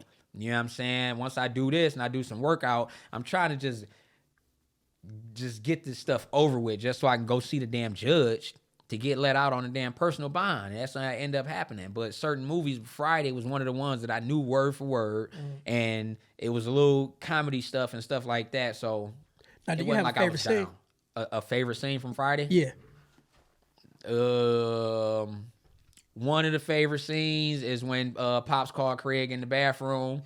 When he in there, I redid that. I redid that scene. You know what I'm saying? That's a video that I remade with myself and as Pops and as Craig. You know what I'm saying? Your shit. Solid. You know what I'm saying? Yep, I redid that. That's one of my favorite scenes. The scene when Debo and Smokey go into the house. When they break into the house and stuff and come back out with the $200 line. That's one of my favorite scenes. You ever did the one dude scene? Would you please stay off my freaking grass? The Stanley? Scene? No, I ain't never did the Stanley scene. Oh, Lord, but, Stanley. you know what I'm saying? Stanley was a mug. Y'all people don't know that Stanley, that was one of Craig's best friends that's been in a lot of his music videos. He played in Today Was a Good Day. Yeah. He was on the court. When they was on the basketball court and they was walking and Craig, you know what I mean, Q was giving him the mean mug, the dog dude was standing right beside him. That's Stanley. That's Stanley. That's one of Craig's best friends that's been in like so much stuff that's like. And DJ Pooh. I thought that was a one-off. Oh yeah, DJ Pooh was one of the writers in a lot of that stuff. Runoff, like, when he did that runoff to the car. He gonna cry. He gonna cry in the car. Cry in the car. Yeah. Yeah. DJ Pooh, you know what I'm saying? The couple of little movies that he did in, you know, it was even like when he was in The Wash, you know what I'm saying? When you sitting in The Wash and stuff like that. Man, lean up off of me. Oh, my bad. You know what I'm saying? That's the only movie I think that can probably contend with Friday, in my opinion. Well, because it had most of the same people. What are you putting them in as far as contend? Like, I mean, it had most of the same people, and the style was so similar. You know what I mean? Well, are you saying because it was all one day? Oh, that was one day too? Yeah. I didn't know that. Yeah, Wash was only that. That was that. Well, as far as like the actual ending of the movie and stuff like that, like the beginning, bam, you had the one day, then the next day is when everything happened. Oh shit. You know what I'm saying? Like, Because Like you when know he hit him DJ. with the gun and it went off. Yeah. I ain't even. yeah, you know what I'm saying? And when he did that, like, it's certain stuff in that, like, and even in that scene, when you heard, whew, and then the feet flopped up. You know what I'm saying? Yeah. In the back part. Like, that was one of the funniest part. The feet flopping up. Not even the whole thing of him getting hit in the head. To me, it was funny when he was talking about he was playing a video game. He was right there talking shit. Like we the motherfucking kidnappers. Look, he got pissed at him. Like, quit calling us that. You know what I'm saying? Calling the phone. You trying to get the bread and everything. We want all fresh, crisp 20s. Dubs. Hundreds, fool. Hundreds, fool. You know what I'm saying? And take me a motherfucking speakerphone. All of that shit. You know what I'm saying? That was just like some genius work that they did. That was like comedy gold. a dummy and somebody who's a dummy that thinks he's no more than the dummy. That's what that situation was. And one more scene out of that movie that was low key kind of funny for me. When Mr. Wash came in counting the tickets, and you had that dude in that leather suit. He said, "Sir, you mind leaving?" He said, Oh, girl, boyfriend. "Yeah." He said, "You gonna get arrested for attempted leather." Attempted leather. Classic movie. Yeah, I love to watch, man. I love to watch. I even like Car Wash. You know what I'm saying? Like the original movie. yeah, with, you know what I'm saying? Where the idea and everything. You know what I'm saying? With Richard Pryor and all of them. Like, it was a bunch of A-list actors in that movie as well. And That's what I think the world is missing now is the big stars coming together. Other than Expendables, but nobody don't really fuck with Expendables. but a lot of the big stars that's coming together nowadays, they are the older stars. They True, but I still older feel like people and Eddie stuff like Murphy that. got a good formula. Reach out, or Dave Chappelle, you inherit the mantle of, man, let me get a movie together. Some people y'all got pull people together. the pull people together that we got from Eddie Murphy was the Coming to America 2. And all of them was the older Why stars. you doing this, man? Well, unless you got the. But No, look, you had Wesley Snipes. You're right. They all of the older stars that was in there. A lot of the original people, Arsenio, all of the original people. They just added a couple new people that the younger people was familiar with, like with Wanda Sykes and stuff like that. When they put the Rick Ross and stuff like that, they trying to draw in a different crowd. But majority of the cast was even the singer dude, the dude who sung the funeral thing. She's Randy your Watson. queen to be- No, that the was big dude. She's your Yeah. queen I forgot his to name. be. He's the same dude in the. I'm in saying, part like, two. let's create a whole new story. Let's get DC Young Fly, Dave Chappelle, Cat Williams, all these people come together. Let's try to get the ball rolling again. As far as I don't think it'll be the same. There's egos involved with a lot of this stuff. Everybody think that they should be the headliner and stuff like I that. feel like, The thing about that is- let me No, say go this. ahead. I feel like today's celebrity is more cooler than back then. Back then it was the ego because it's a hard climb to get up there. But now it's like to a degree easier to become a celebrity. So I feel like they're more chill. Like, yeah, I'll do it. But the thing about that situation is, if we're going for the same, like you said, it's not going to be the same. You're going to have to come in with a different plot, a whole different twist to it. Just like how they do the remake of movies today. I'm just throwing out suggestions, man. I could be wrong. Because like I hate to bring this comparison. Like for instance, okay, y'all remember How High? Mm-hmm. How High 2. I never watched it. Never Because watched it was trash. Never watched it. You ever just know a movie gonna be trash? You don't even gotta watch it. It shouldn't have been what it was. Like, y'all should have just left I don't How even High know- alone. who was If in y'all- it? It was DC Little Young Yachty. Fly and your Lil Yachty. I wouldn't I even knew it know. was gonna be trash. Just Wouldn't even know. You know what I'm saying? So if you're gonna do How High, you gotta have the original characters of How High before what it was. or they gotta pass the torch. You know what I'm Did they saying? make a cameo in that? No. movie? They didn't even do that. Did Like, it wasn't even worth, like, it's like, Well, look at the house party. okay, we was good all the way up until they did 4. No, I'm talking about the one that just came out with. Oh, I thought you was talking about No, like no, House no, Party no, 1, no, 2, no, and no. 3. Who's No, the in one this? that had Kid Cudi in. I heard it was actually good, though, wasn't Yeah, they said that was actually good I didn't watch it, but I heard it was actually good. because they had the original Kid play in there at least even if it was for a brief minute. And they that's had what him in there. movie people please. You gotta show homage. You gotta bring people in, even if for cameos, because it's kind of like a pass under the torch. Like, we approve of it. They was in it, but they wasn't in it as Not their characters, themselves, no. as what they was in the original House Party. Okay. Like, you had Kid and Play and the original House Party. Like, these dudes was just some dudes in the fucking Illuminati. That just like Yeah, the camera, I heard that scene that too. the camera went past. Like, oh shit, they in the movie too, but they're not in the movie like with lines and stuff like that. Versus like when House Party 1, 2, and 3, we knew we had Kid and Play and all of this. They switched it up with 3. You know what I'm saying, and took Martin and stuff out, and they added the dude David. in there as Stinky. the cousin, as Stinky as the cousin. But when they went to 4, that was all immature. Like it was nothing related to. What Kid was the and Play. Pajama Jam? Was that 3? That was 3. Yeah. 3, okay. Yeah. That was in college. No. The Pajama Jam was 2. You're right. But the 3 was when Kid got married, and the younger immature was in there. That's when they was the little kids and stuff like that. They was. When Yeah. you got part 4 come around, it's the grown up immature when they IMX, but it has nothing to do with nothing that had to do with 1, 2, and 3. It was like a whole different everything. Okay. You know what I'm saying? You have no kid, no play, nobody from 1, 2, and 3 in there. It was like, okay, this is a immature movie now. You know, speaking of immature, I heard Brandy is the reason that one dude wear an eye patch. Yeah. He got hit in the eye. Threw something or she did something and it hit his eye. Yeah, that's a true story. Oh, That's man, a true story. It's that, but when she threw explained something, it, hit she him in the explained eye? it or something. You could tell she has real regret for that. Like Yeah, she did not mean something happened. I forget the actual word for word story, but something happened to where something got flicked and it hit him in the eye.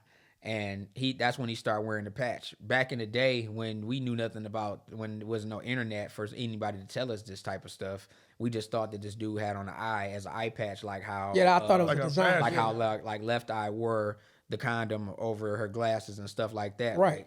But no, his eye was really jacked up, like a whole different color. And as a kid, you couldn't have that out there. That was more so like an embarrassment or a flaw to the group and stuff like that.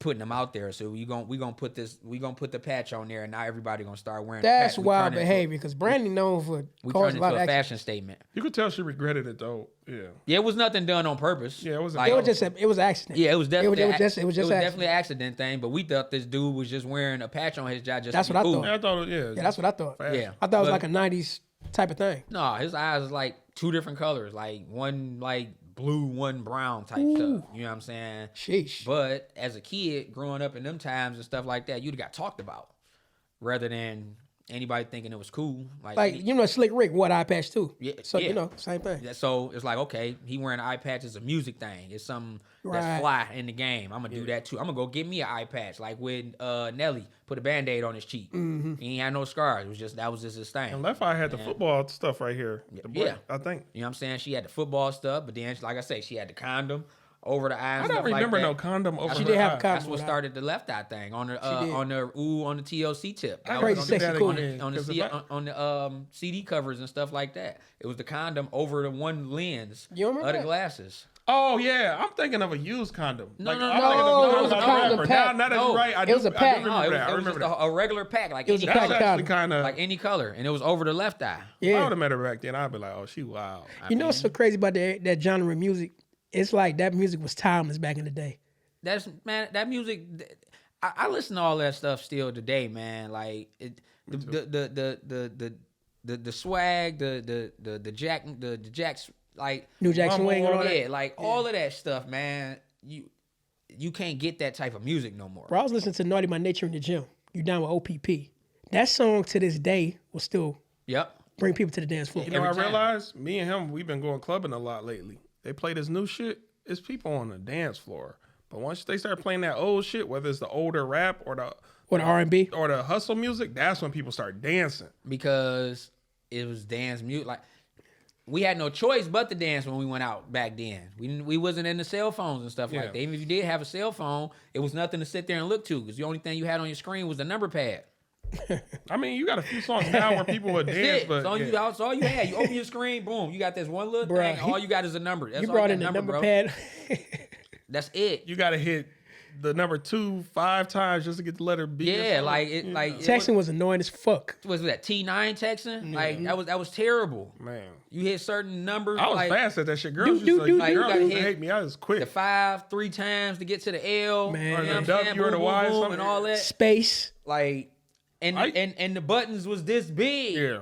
Like, Man, that'll run your battery down so damn quick. Because when phones first came out, if you had big thumbs like I did, that shit was annoying. Yeah, you you always could- hitting the wrong. Man. you couldn't have had no BlackBerry. Yeah, yeah. No. Like the BlackBerry button was like a grain of salt. and then Yeah, I just it felt was. feminine pulling out that pen and pressing shit with it. I didn't feel. I'm like, nah, man. That was some bougie stuff. You had a BlackBerry, you was like trying to be it was like a doctor having a beeper still to these days. You was corporate or something. You know what I'm saying? You had a couple $2 if you had a BlackBerry. Everybody had Nokias and Boost Mobiles and shit like I that. never had a Nokia. You never had a Nokia? No. I remember having Them one. boys is Yeah, I hard never. for real. Yeah, I mean, I knew everybody that had Nokia. They was popping. They had the Snake game on there. Everybody wanted to play Snake. Snake. Just walk the thing, just go around. You eat the dot, and the snake get longer and stuff. The screen this big. Or what about that one game where the ball bounced on that little thing? You had to knock all the bricks on the top. Oh yeah, Yeah, that yeah, game's still on phones still this day. I don't know what they call it. It's just different colors and stuff now. You know what I'm saying? It's more digitized and stuff. When back then it was just green. Yeah, right. Green Like, or it- black Yeah, it's square. black and green. That's all you got. Dude. Like Pong and shit, yeah. But as far as artists, because I swear that movie list, you never said it before. Now, what about your artist list though? Top 5. Top 5. I don't have top 5 artists. I like a lot of different music. Like That's I what said, I'm saying, I don't. any genre. But I can't put them. Even if it was like any genre, I Okay, listen to different genre because I can't put certain people over certain people in Let's- different genres. let's do this Like then. I listen to classic rock. I can't say something like Fleetwood Mac is about to be number 3, like right after like 50 Cent and Snoop Dogg or some shit. Would this make it better if I say top 5 albums of all time or discographies? Are you still, or do I got to limit it to like, okay, top 5 rap, top 5 R&B, top 5 oldies?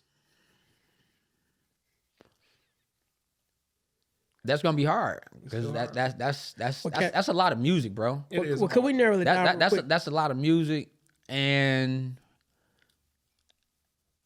I would have to I would have to like answer that question not on spot. Okay, Well, good. let me ask you, not to cut you off, but I remember you mentioned a man called Fleetwood Mac. That's one of the bands you like listening to. It's a band. Now, what's your favorite song from Fleetwood Mac? A lot of people don't know who that is, but I do. The Chain, The Chain. yeah, Okay. that's You one of my listen to, favorite ones. You know, Go Your Own Way? Yeah, Go Your Own that's Way. that's on a lot That's of the movies. that's the classic. That's on a lot of movies and stuff like You that. remember that one? You can go your own way. I probably got Go your own They way. that song is actually playing like and during commercial breaks and on commercials during the NBA games and NFL. You would games know and when stuff you like hear it. that. You listen to Mansfred? Blinded by the Light? Oh yeah, Yeah. yeah. Of course, Phil Yeah, Collins. yeah, blinded by the I light. love that song, even though they say Wrapped up the like really. a douche, you're in the room of the light. Yeah, I got that all on my phone right now. I love that. Yeah, I got a whole A classic. lot of people when they in my car, they be like, "Damn, you listen to?" They don't realize I listen to everything.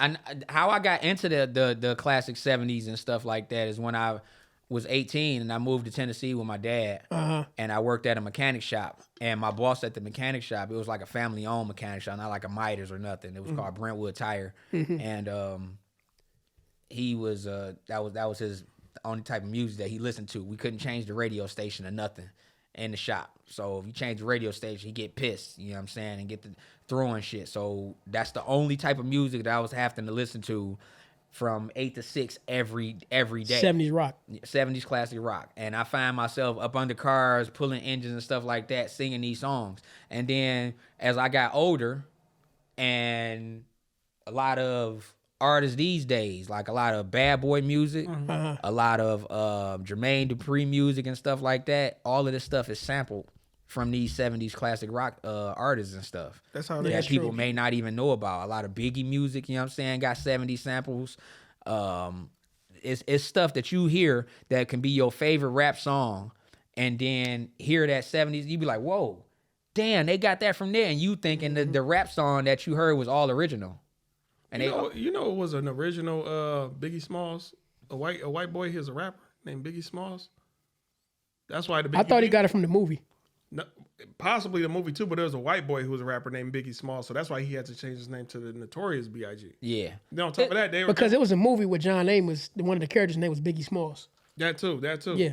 I do remember that, but it was also They say His Biggie song stole. Juicy. It was a dude that they say Biggie stole his whole swag and style and stuff. And The stole song his Juicy. Big dude. Yeah. Yeah. And you hear that song. I'm like, yeah, it is. It I is. mean, I heard it, I heard the song. I was like, man, yeah, this is undeniable, bro. Like you, but it's like this, bro.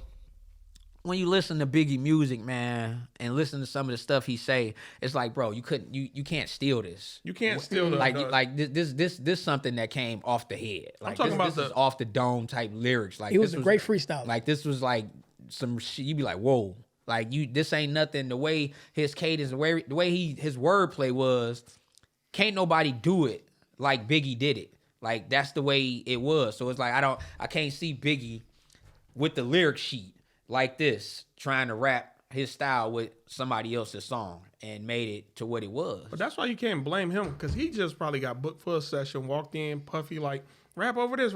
I don't want to. He kind of forced. Just like with these comedians with teams. The teams is giving them jokes. The comedian who paying y'all don't know that these jokes are stolen. They just go on stage and perform it. Then they get the backlash. Yeah, they definitely gonna get the backlash. It's like I told y'all before, like I went through that. Yeah. Like I was saying, like when some of my stuff got stolen, like the comedian itself may not been the one that stole it. But y'all established. I know y'all got a team of people that's controlling y'all social medias, that's seeing certain stuff, because the time frame, I got timestamps of stuff.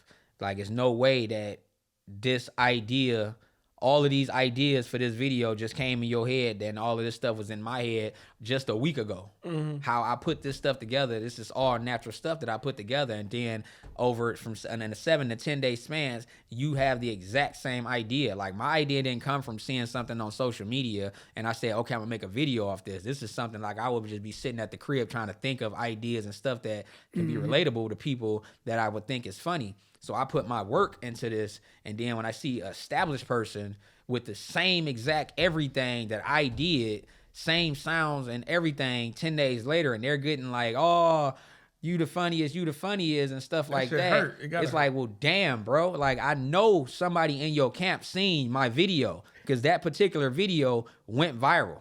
And that's what's crazy about the creative process, because like you said, you put in all that goddamn hard work, and here you go, bite my shit. And I when I go to say something about it, you a hater or whatever. I'm looking like people's fans then really went at me because I didn't went in the comments and tried to, like, yo, this my sound, bro. Follow me here. You know what I'm saying? Coach, go check out. Y'all want to hear some more funny stuff. Y'all love this. And this is my sound. Go check out the original stuff. You know what I'm saying? Go click on my hashtag and go see some stuff like that. And there's people in the comments like, bro, you not even that funny.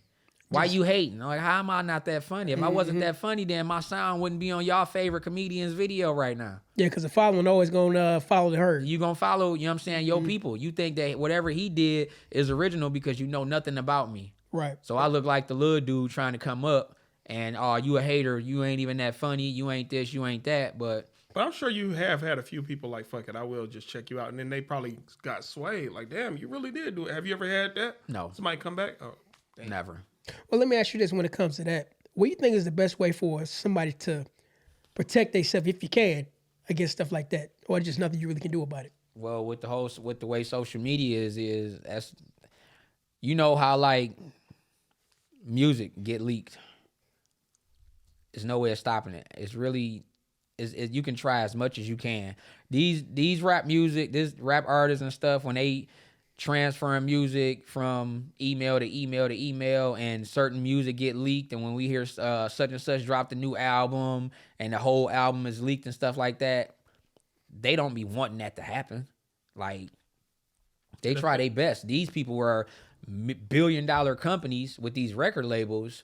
You trying to tell me they ain't got enough money, enough software to protect the server area that this music is getting sent over to without one person being able to take it and leak it to YouTube before it's actually dropped? But let's also factor in, they deliberately leak it because they may know this artist ain't gonna sell like that, and they got to create a fake excuse. But all of them don't do it. They all don't do it. You know what I'm saying? Right. Like, it's a ton of music that's in the process, like, oh, this is such and such new album, and that album ain't scheduled to come out for another few weeks. You know what I'm saying? Even the big dogs, Kanye, Drake had shit. People that had to redo track lists at times because of leaked music. You trying to tell me Kanye or hurry up and release the album? Yeah. Like they forced it out. Trying to tell me somebody like Kanye, who's a billionaire, is nothing that he can do to have his own stuff not leaked. But sometimes it's beneficial, because I want to say Kanye on his Donda album, I want to say his song with Andre 3000, he wasn't gonna put it out, but somebody leaked it. And then it got good. People liked it, and then he just kept it on there. So, but what can you do to stop from your music getting leaked? Nothing you can do. Nothing you can do.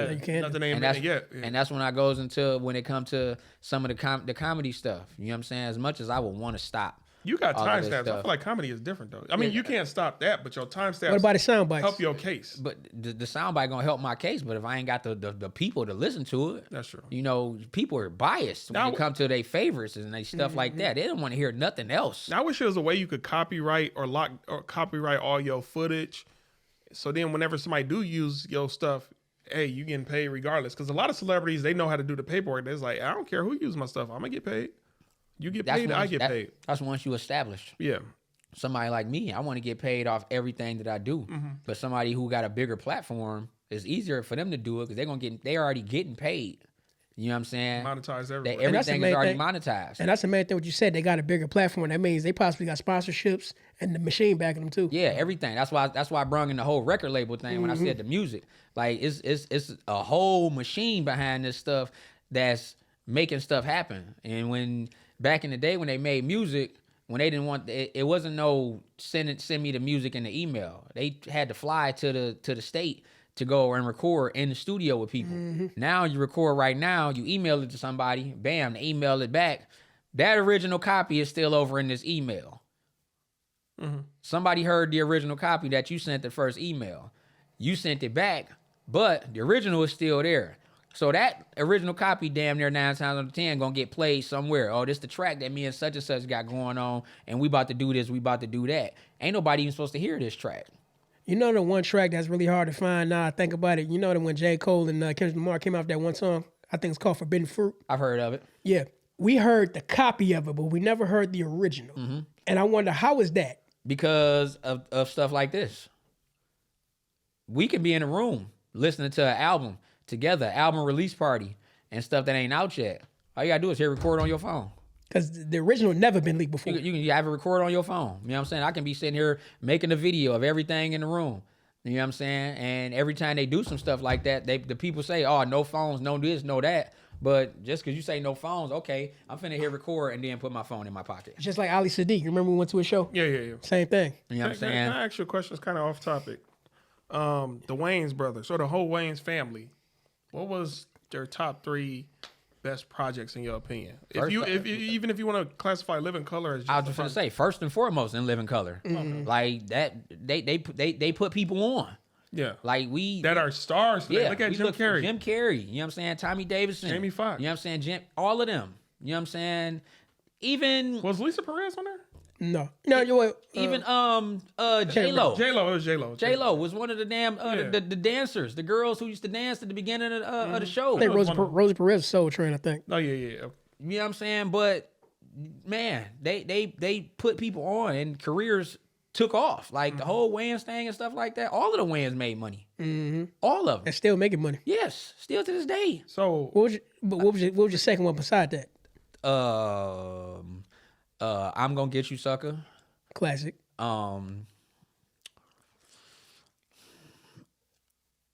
we got White Chicks. Don't Be a Menace. Movie 1, Scary Movie 2. See, Don't Be a Menace is kind of down. That's down the line. So we talking about the 80s. Oh, Don't Be a Menace ain't at the top? They in there. Okay. But you talking about like in the 80s. It's a lot of stuff before that. You know What what I'm about- saying? That solidified the Wayans. Like, Well, again, I want to say Hollywood Shuffle, but that wasn't Wayne's. no, that's Robert Thompson. Yeah, that's Robert Townsend, yeah. Scary Movie 1, Scary Movie 2. You Well, got White Chicks. you okay. got- Keenan was in Hollywood. Hollywood Shuffle. Shuffle, yeah. Oh, Blank Man. I'm tripping. Love Blank Man. Yeah. You know what I'm saying? All right, Blank Man, 6 Man. Six I forgot Man. about 6 I just watched that last Major week. Pain. You know what I'm saying? Major Pain. Bro, the Wayans got they got classics, bro. You know what I'm saying? Even a show, My Wife and Kids, I love that. Yeah. Especially every time they Cat Williams sitcom, the whole Wayans Brothers show. The Wayne's brothers, yeah. You know what I'm saying? Like, that got canceled. Man, y'all was wrong for what y'all did to Hey. them. They should have been, they did their thing. what's They the had word where you get 100 in syndication? They should have been syndicated. they had a nice run. They had a hell of a run. The cast that they had on there, you know what I'm saying? A lot of them main even stars. said- TC. Yeah. TC. TC with the gold tooth.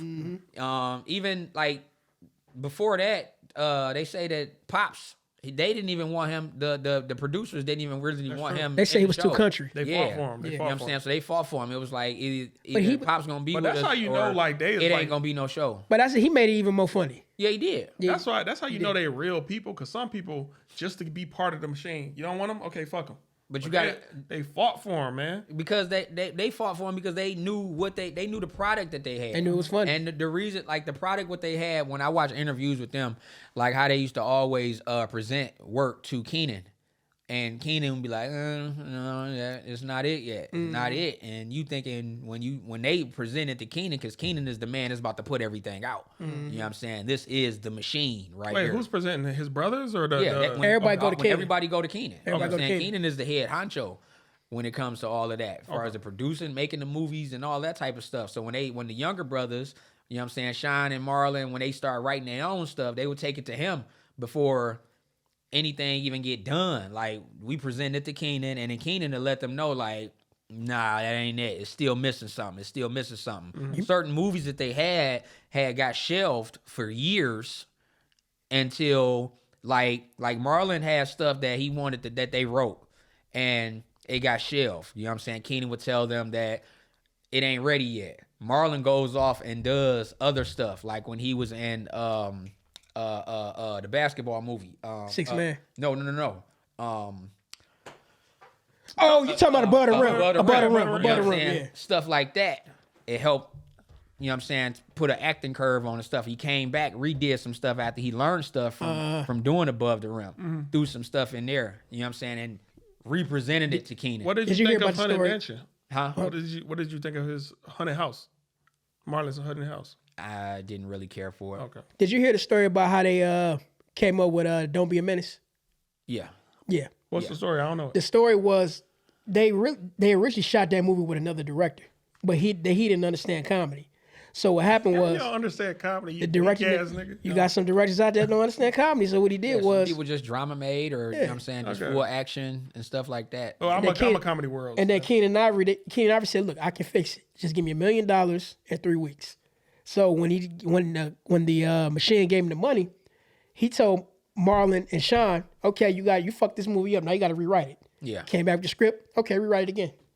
They like 10 different times. They had to do it over They had and to over do and it over again. and over and over As I said, again. they kept presenting the work to Keenan, and Keenan would tell him, like, no, that ain't it. That ain't Stop it. playing with You know me, what I'm saying? man. Keenan Send know that what's shit. gonna They work. said they Like, wanted to jump his ass after the 10th one. But it's on. But it made him better. Look at It the made him product. what they It have made him out better. now. Yeah. You know what I'm Classic. saying? People Like, talking about it. and Message. we all talked about that from In Living Color. Mm-hmm. Like, this is where it built up. Hey, What What's started with your them. favorite In Living Color character? Would you say?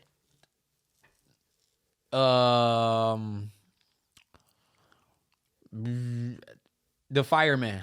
Fire Marshal Bill. Fire Marshal Bill, yeah. I was just about to say that before you asked that Like, question. let me tell you something. You know what I'm saying? Like, that was... He was creepy as shit when I grew you, up. you had that. What about Homie the Clown. Homie the Clown. Homie the Clown was always boom popping up. That was... Homie don't play that. People got hurt doing that. You know what I'm saying? You see Homie do it on TV. Everybody threw stuff in their socks People at the do it in crib. real life, yeah. And whack- was plopping your cousins and stuff, and that shit hurt. And they would do it hard too. Yeah, When they do it hard as Especially you when you can. get that good spin. Because you thought Homie was really Bop! tearing it to him. You know what I'm saying? So we wanted to do what we seen on TV. You know what I'm saying? Homie the Clown was one of the faves. And who else on that mud? Oh, you had Men on Films. Yeah, I was finna say that. You know what I'm saying? The two snaps in a circle. You know what I'm saying? Hated it. Yeah, yeah. What's Damon character when you talk with all them big words? That's Patton Oswald Bates. My brother. You know what I'm Oswald saying? You know what Bates. I'm saying? The execution and the Oswald Bates. repercussion. Yeah. The turbulence and the spectacle and the subway. Yeah. Yeah. Like, character. and the whole thing about that, like, that And was that's all revenge. That show different was- stuff, man. It was all different pieces of, you know what I'm saying, And that show comedy in came the world. from SNL's Revenge. Yeah. That's Yeah. them getting back. Like, Yeah. He created a whole show off. A whole show. This us. That was competing. y'all back didn't. with Y'all don't want us. Y'all don't want to put us on. We said that lets you know when you go out on your own wing, look what happened. You got the reward. And everybody don't. Everybody don't. And he have put his the- whole family on. Everybody don't have the power or the time to do that, or the the patience. testicular fortitude. You know what I'm saying? To really do all of what the sacrificing and stuff. Like, And had I'm pretty Kim- sure so much stuff that they had to, like, not be able to do, movies that they had to turn down and stuff like that, deals that they wanted that they couldn't get to help finance and all that type of stuff to actually get In Living Color off the ground. Right. Like, we got to do it our way. Facts. If we're going to do it our way, we can't have no outsiders in here because the outsider gonna try to change it to their brand. Once you accept their money, they gotta say yeah, so. everybody they got a whole say so. They're gonna change this. We're gonna be limited to what we can put on screen. You seen the Super Bowl commercial? Remember that one? Yeah, Yeah. yeah. They had no idea. Nope. Caught them with their pants down. Yep. So, yeah, when you got somebody else putting their money in behind you in a project, you can't really you only limited to so much stuff that you can You mind do. if I ask me quick? I just want to now while we on that topic, I remember Dave Chappelle said something in the Actors Guild with James Lipton. Mm-hmm. He was telling the whole crowd, "See, you're idealists. Y'all don't really know when ideas and corporate interests meet. Just prepare to get your hearts broken." I remember that. Yeah, Remember that? I remember that. I seen that. Because he laughed. He is the only dude that laughed. He did a shot.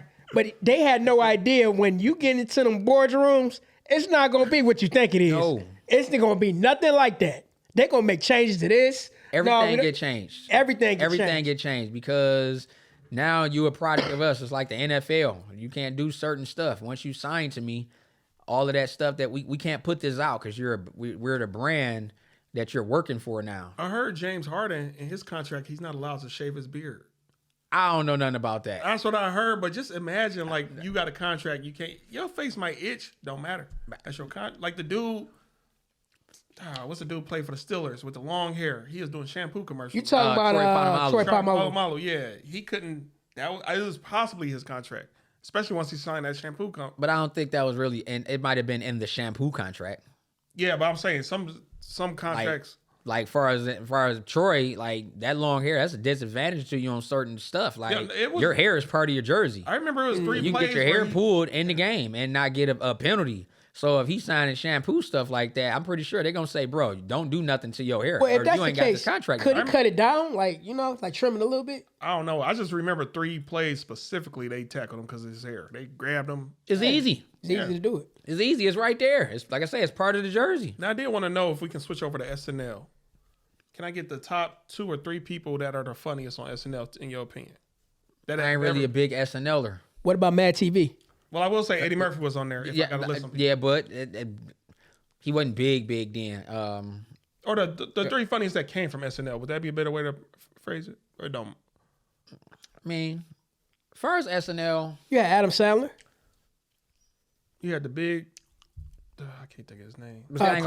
Chris Farley. but Yeah, that's what I was thinking. Yeah, but I wasn't watching it then, like that as a kid growing up. As far as all of the stuff, all of the characters and stuff like that, like I'm in and out. SNL. I know that was like a platform that everybody wanted to get to. And you know what I'm saying? You wanted to get on SNL because that was one of the big things coming up in the 80s and 90s and stuff like that. But everything that they did, like I could watch SNL and see who I'm gonna see, like Eddie Murphy, and then I'm gonna change the channel if like when all of the other skits and stuff come on, because everything at SNL wasn't really funny to me. What about Mad TV? It didn't really draw. It's with the same thing. Can I? Like it didn't really draw my attention. Can we listen? It's a lot of improv and stuff like that when it comes to them skits and stuff like that, and some of them just like, some of them just like you tried too much. Is improv your thing? I'm a 50-50 guy when it comes to improv because a lot of, like I say, when I say a 50-50 guy, because if I can get an idea right now and then record the video for it right then, it's nothing that I had to jot down and stuff like that. This all just came about, and then throughout the video, I may switch up some words or something that I may originally would have said, and when I'm doing something that I wrote down, it may sound better differently on tape. So when I'm recording a skit and I set up my phone or my tripod and stuff like that, and I know what I'm gonna say versus my notes, I record that part, and then I record it say 4 to 5 more times, just saying different stuff, different expressions and stuff like that. And the actual part that's not scripted, it might be the part that actually get made in the scene. Now I gotta ask you this question. This is the one question I forgot to ask you last time you was on the show. When it comes to the creative process and you're making your videos, do you find it better, like when you come up with ideas? Mm-hmm. Do you find it better when you don't think about it compared to when you think hard on the process? Majority of my videos that actually went viral are the least thought about videos that I've ever done. Okay. Like when I did the short girl driving video. That wasn't nothing that I planned to do. I ran to the gas station. I went to go get some pop and some backwoods.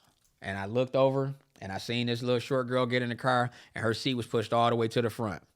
And I'm like, man, that's crazy. So I slid my seat all the way to the front, took my phone and went on Snapchat and recorded a video and said, this is how short women drive. And this is me all up on the steering wheel, just like this. And that 15-second video did over 1 million views. See? Like, I didn't put no time into that, and that's all it was. Like, of me just sitting up close, and I had Push It to the Limit playing in the background. So the Push It to the Limit song kind of drew some people in. Like, bro, is that what you're really listening to playing in the car? I just put that on there just because the song was just right there in the playlist. But the more so of the video was me sitting like this on the steering wheel. And as I was sitting on the steering wheel, like I was turning real tight and everything, and a lot of people can relate to stuff like that. Right. You know what I'm saying? Sometimes I can make a video that I think is top tier, and I done took a lot of time and set up cameras and stuff like that, and when I posted it and the views wasn't there, like, I know the feeling. Don't we had that problem? it'd be like, damn, like I thought that was genius. Like I didn't put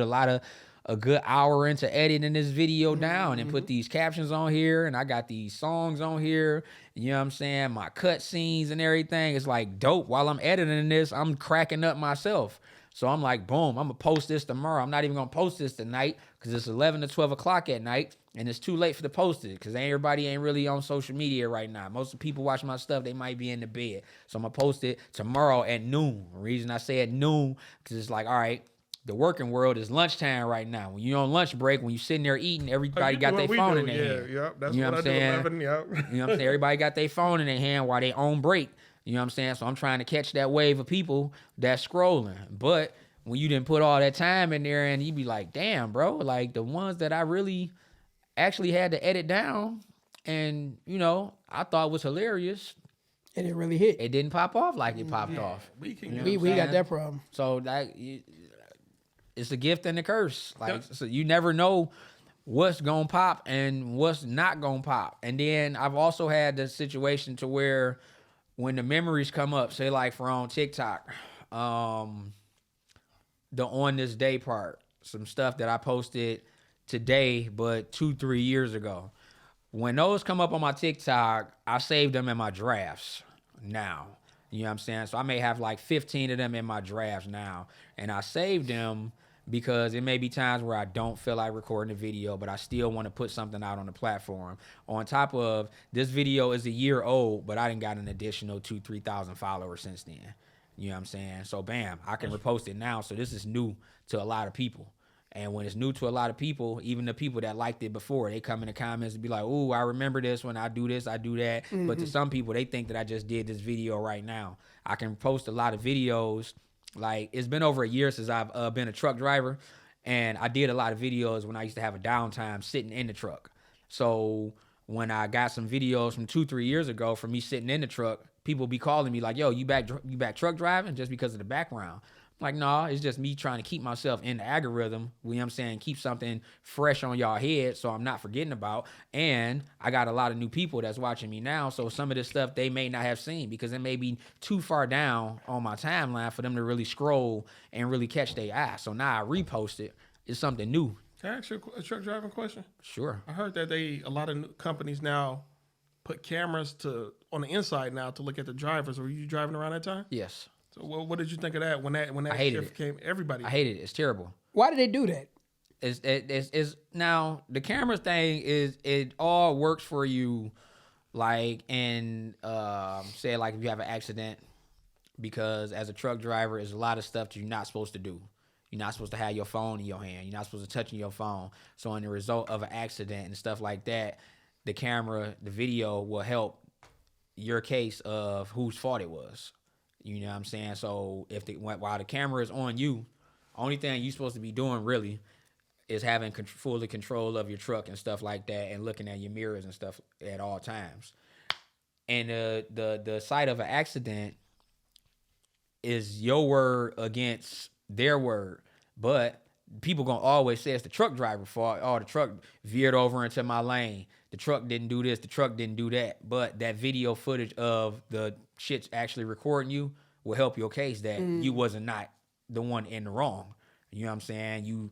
They see you clear as day, staying out the road, you got your seatbelt on, you checking your mirrors each time, and it's like, okay, if you see me on video checking my mirrors each time, how did I not see this person come up on the side of me that just so happened to swing and go up under my trailer? You know So what it's I'm basically saying? for your protection. It's for your protection, but it works against you. You know what I'm saying? Like when it's downtime. when it's like when you just in your truck. Now, downtime, like the camera's really only supposed to be on when your truck is moving. Okay. Like it's not really recording you when your truck is off and I stuff still like want that. to believe it though. You know what I'm saying? But shit. But can't you cover it up? Like put something over it? Or? But when you cover it up, it sends the warning to them. Because like the camera detects movement. Anything that you doing, like moving wise and stuff like that, is showing where you reaching to. Like how the cameras are with when people get caught stealing stuff and stuff like that. It'll show where your hand going to and the item that you grab, and it's like a line that draws from that to that, so they can really pinpoint on what it actually is that you was doing, what made you reach over here to do something. If your truck was moving, So they watching everything. they watching everything because you have no business grabbing anything while you driving, while your truck is moving, while your truck is in drive. You have no business doing any and other nothing but watching your surroundings and driving on the road. So do you drive big rigs or just box trucks? I drove both. Both. Yeah. Which one do you prefer? Your personal favorite. Now I don't mind driving a big rig. Big rigs is easy. People be like, oh, you know how to drive that big truck. It's a piece of cake, bro. It's simple. A box truck is just more comfortable. You know what I'm saying? That's kind of hard to believe looking on the outside in. Yeah, box truck is more comfortable because for one, with a semi versus having an automatic and a manual transmission. So if you got a manual transmission, you got to be slid further a little more and stuff like that. You got to be able to know how to drive the stick, and you working with all these gears and stuff like that. Versus an automatic. Automatic, you could be more comfortable, and a semi. But a box truck is just smaller. It's less of a load to handle. It's like when you're in a box truck, it's pretty much like you're driving a pickup truck.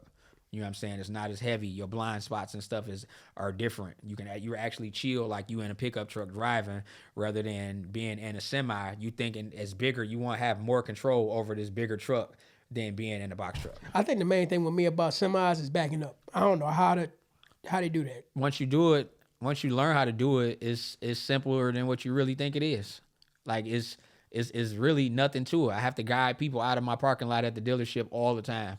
Semis be coming in there, car haulers and stuff like that. They pull into the lot, and by our lot, at the dealership, by being so small, they be like, can I get through here? You know what I'm saying? And they be, come on, bro, I got you. I did the same thing that you did. You know what I'm saying? I did this car hauling stuff that you did. I done been stuck behind in the back of a dealership before, and somebody done had to guide me out. So this turn radius that you think is not good, I know it's good because I didn't have to do this before. So just, I even though I'm not truck driving no more, I still help out truck drivers when they get into tight situations and stuff like that. It's like a brotherhood type thing. You know what I'm saying? Now, I do got one question. When you truck driving, is it frowned upon to bring somebody else with you, or is it cool to do that? What do you mean? Far as Like, say you going to Texas, you bring your girl in the passenger seat, just ride there and back with you. No, it ain't frowned upon. Well, first off, people who do that are pretty much owner operators. So if you're an owner operator, you can do whatever you want. Oh, but when you're in a truck. company, you can't. Because they're not insurable. Okay. You know what I'm saying? Something happened in the truck, then and this person is injured, they're not supposed to be in the truck anyway because they're not covered on our insurance. So what's your furthest load you ever drove? I didn't do over the road driving. I did car hauling when I first got into truck driving. So far as I went was one of them cities in Ohio. You know what I'm saying? Like an hour and a half to 2 hours away. But I was doing loads like 2 to 5, 6 loads a day. Back and forth, back and forth, back and forth, back and forth. So it's times I didn't have to drive to Ohio, to Toledo, or to a couple of other cities in Toledo from JNAP 4 times in one day. Because I was going to ask you about lot lizards. Have you ever dealt with them before? Nah, I ain't never. Not since the cameras. One thing I never was really in tack of going on the road and being a on the road truck driver. I didn't really get into truck driving to be a truck driver for real. And that may sound crazy, but What I mean by that is, only reason I got my CDLs to be a truck driver is because my cousin had his own car hauling company, Valken Car Hauling Company Group. Salute. And he hit me up and he was like, cuz, you get your CDLs, you come work for me. I can do this, I can do that, I can do that. All right, cool. I looked into it. Just so happened, I knew somebody that worked at Michigan Works. And Michigan Works actually has a program called G-Stars that pays people to go to truck driving school and all of that type of stuff like that. So by me knowing somebody that worked there, they had a list. You put your name on the list. My name got moved to the top of the list. So I was in truck driving school within 2 weeks of having a conversation with my cousin about being a truck driver, and I didn't have to pay nothing for it. It was all free because the state paid for it. Just going through the G-Stars program. You have to take like a reading test, a whole gains test, a reading, writing, and math test so they can see where your learning curve and stuff like that to really see if you really, capable. And a physical good, too, right? You know what I'm saying? Stuff, yeah, you gotta have a physical. But that Michigan Works ain't no joke. I went up there to learn carpentry. Mm-hmm. I got in quick, like you said. Take them tests. They place you, and So to a degree, I don't want to hear I can't find a job or I don't got the skills. It's work out there. Opportunities out here. I think a lot of people just don't know where to look. Even though I'm not a truck driver no more, I did it for 5 years, and it's a lane for people.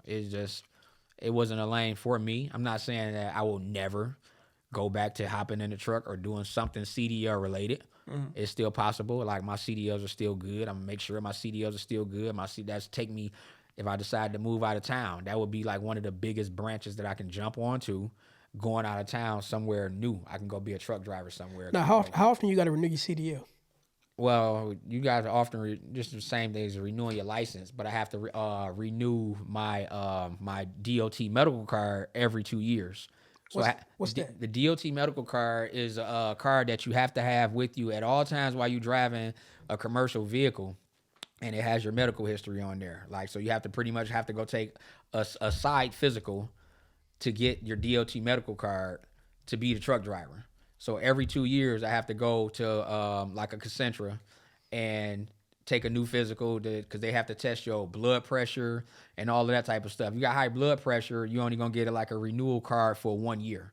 So they want to keep track of you because when you a truck driver, you pretty much like a weapon on the road. Mm-hmm. So your health and everything got to be top tier, especially if you're going over the road and stuff like that. So they kind of want to have an eye on your own little health to make sure that you're good. So when you get pulled over, that's one of the first things that the state police will ask you for upon asking you for your license, your driver's license and your DOT medical card, first and foremost. If you don't got that, then you screwed. They got you. I don't know why I got so many questions about truck driving, like case in example, way up stations. Maybe that's more for over-the-road driving, but what's the reason why they got to weigh up every so often? Because you have to weigh your load. When you go pick up a load from somewhere, your load is supposed to be at a specific weight. You can't be over a certain amount of weight on the road. Uh-huh. You know what I'm saying? And your trailers and stuff like that is a max amount of weight that you're supposed to have on there. When you go through the weigh stations, every semi is one max, like is one major max out. You know what I'm saying? 89,000 pounds, something like that. You know what I'm saying? But when you go through the weigh station and they see what your load is, they know what your weight's supposed to be. So if your weight is over, first and foremost, okay, when you go pick up a load from a company and your weight is over, you're supposed to refuse to take the load. But then you don't get paid though, then, right? No, you're supposed to. That's because that's your safety. It's damn to pay her at this point. Because if I get stopped at this weigh station with this weight over, that's my ass. You know what I'm saying? I didn't do my inspection right. I'm about to get all type of flags onto my thing because I took this weight and I knew it was over. I knew that it wasn't supposed to have 95,000 pounds in this truck. That, but I'm saying if you now I'm subject. Well, that's get to that. It's the company's responsibility to make sure. You're an operator though. But if you're an owner operator, it's still the company that you're picking the load up from. Mm. That load is still supposed to be what it is. You have the right to. You're supposed to refuse the load. Period. Like if it's too much whatever in there, y'all got to take some of this stuff out before I hook this thing up to my truck. Mm-hmm. Because if I take this load and I get to this weigh station, I'm going to have to deal with all of the penalties and everything. It's not going to be on y'all. It's going to be on me because I should have refused it. because it's a legal weight that I'm supposed to have, period. It's no such thing as, it's just a little bit over. No, if it's a little bit over, that need to get taken out of before I take this trailer and get on the road, because once I go over this weigh station, I may look like I'm smuggling. Now I'm about to get a grade 2 or grade 3 inspection on my whole truck and trailer. That means they take everything out. Huh? Everything is getting tucked out. You getting pulled over into the thing, and you about to get stuff. The weigh station, you go through there, you overweight. Now we about to do a grade 2 inspection. I hope everything on your engine is good. I hope you ain't got no leaks. They go into the hood. I hope you ain't got nothing wrong with nothing you got going on your truck or your trailer. Tires you finna too? get tires. What, Nick, bro? Like your tire pressure, all of that stuff, all of that has to be checked. When you're a truck driver, before you get into your truck and pull off and get on the road, you have to do what's called a pre-trip. Pre-trip is walking around your truck, kicking your tires, checking all your tire pressure, making sure all your lights and everything is all good, make sure your reflective tape is all good all the way around, making sure all your hinges on the back of the doors and stuff, because anything that happens once you get on the road, it's all your fault once you take that load, period. So anything that happened on the road, this wasn't like this when I picked it up. Stuff may happen like that, but if you picked it up and you knew it was wrong and then a fatal accident happened, okay, you never should have took this particular trailer if you knew the hinge was broke on this mud. But you thinking like, it's good, it's still got another hinge on there, I can make it, I'm only going 30 minutes up the road. But the severity of what can happen after that is all your ass. It's tens of thousands of dollars that you have to come out of because you're this weapon and you didn't make sure that this weapon was good enough to be safe on the road. So pre-trips and post-trips are major when you getting in the truck and when you getting out the truck, because once you get on the road, something may happen. So now when you get to your destination, you got to do the post-trip. You got to go around and make sure everything is good then. Low tire pressure can result into blowouts and stuff like that. So it's certain preventative measures that you just have to do. You have to check your lights. It's no excuses when you get pulled over on the road when it's like, okay, why is all of your lights out on your trailer? You're supposed to see that. And at the same time, if you're on the road and if you're doing what you're supposed to do, and you're looking left and right into your mirrors, you're supposed to see that your lights and stuff is out. You know what I'm saying? You have to pull over and fix that. People have lights in their trucks, like replacement parts. Even is ways to rig some stuff just to get to your destination. But when you get to that destination, before you grab another load trying to go back to where you was going, you need to get whatever problem was broke fixed. Because the stuff that you're gonna have to go through, you can lose your license, you get extra points, and it costs you tens of thousands of dollars that you're not ready for. So pre and post trip for us truck driving is major. Like that's a real major thing.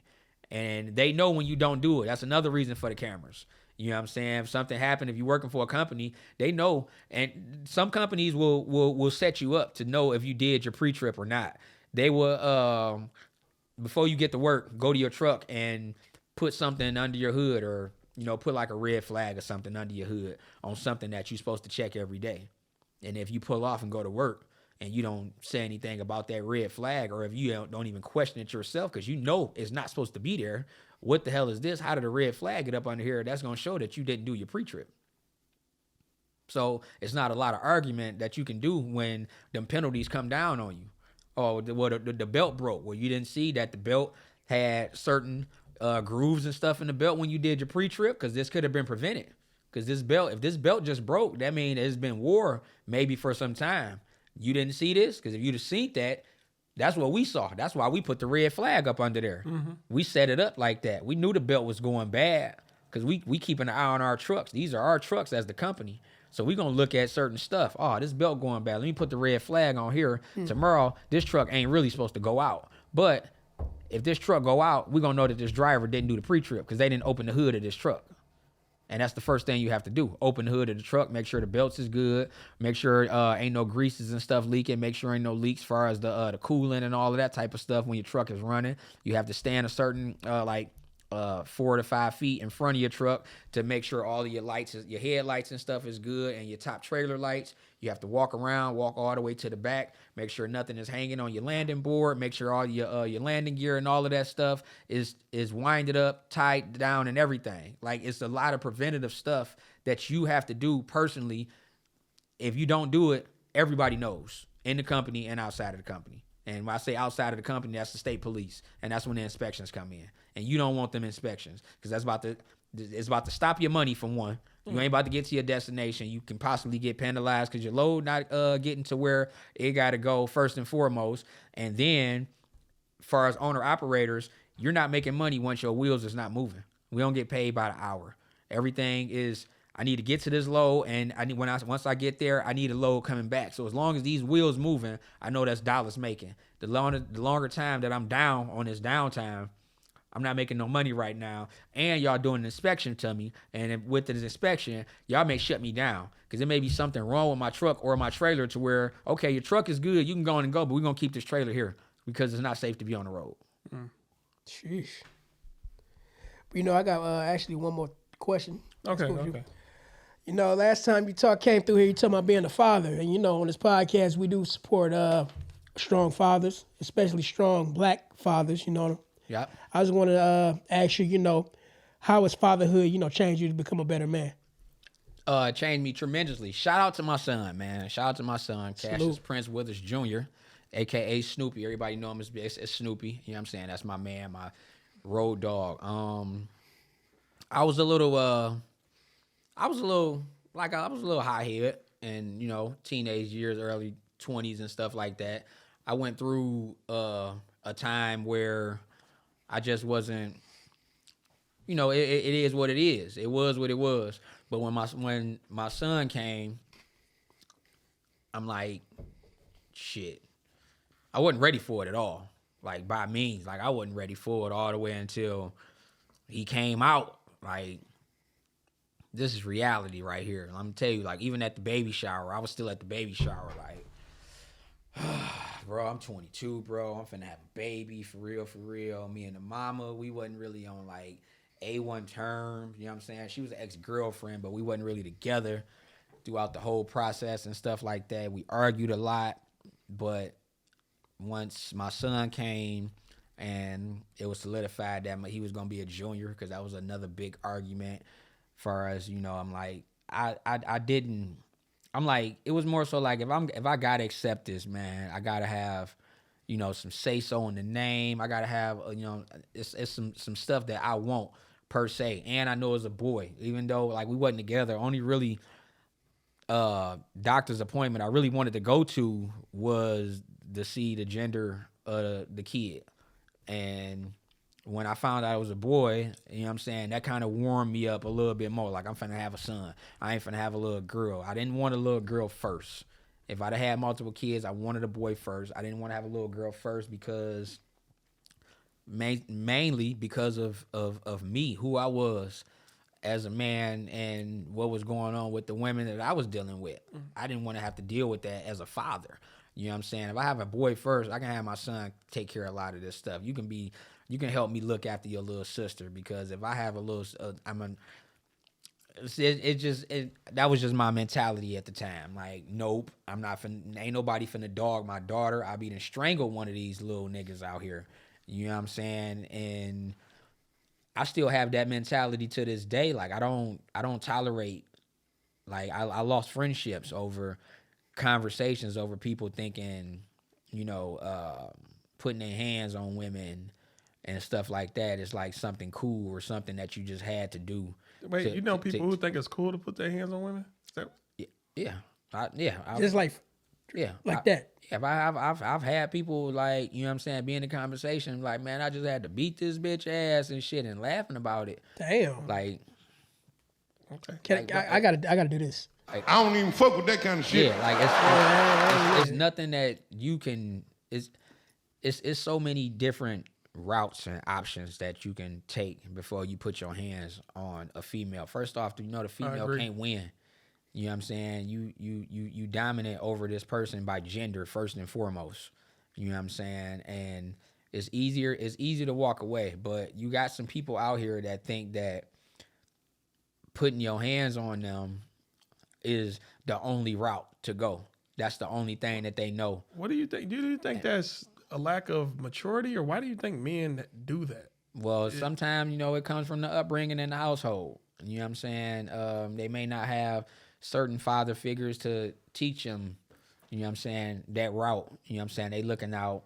They look and go after what they see in the streets and stuff like that. And even certain movies and stuff that comes out where you see like where they have to put them disclaimers at the beginning of the movie and stuff like that to let And people the music. know. You know what I'm saying? You know what I'm saying? Music related and stuff like that. But as far as abusing, physical abuse is just as bad as, you know what I'm saying, it is any type of abuse. But when it comes to like a man and a woman, that was all my mentality, you know what I'm saying, as far as me having a daughter. Like, I'm gonna have to kill somebody out here because I didn't had, a numerous amount of girlfriends at one time. You know what I'm saying? Somebody hurting this shit, but at the same time, I'm not giving a fuck about this. I'd be damned if I put somebody,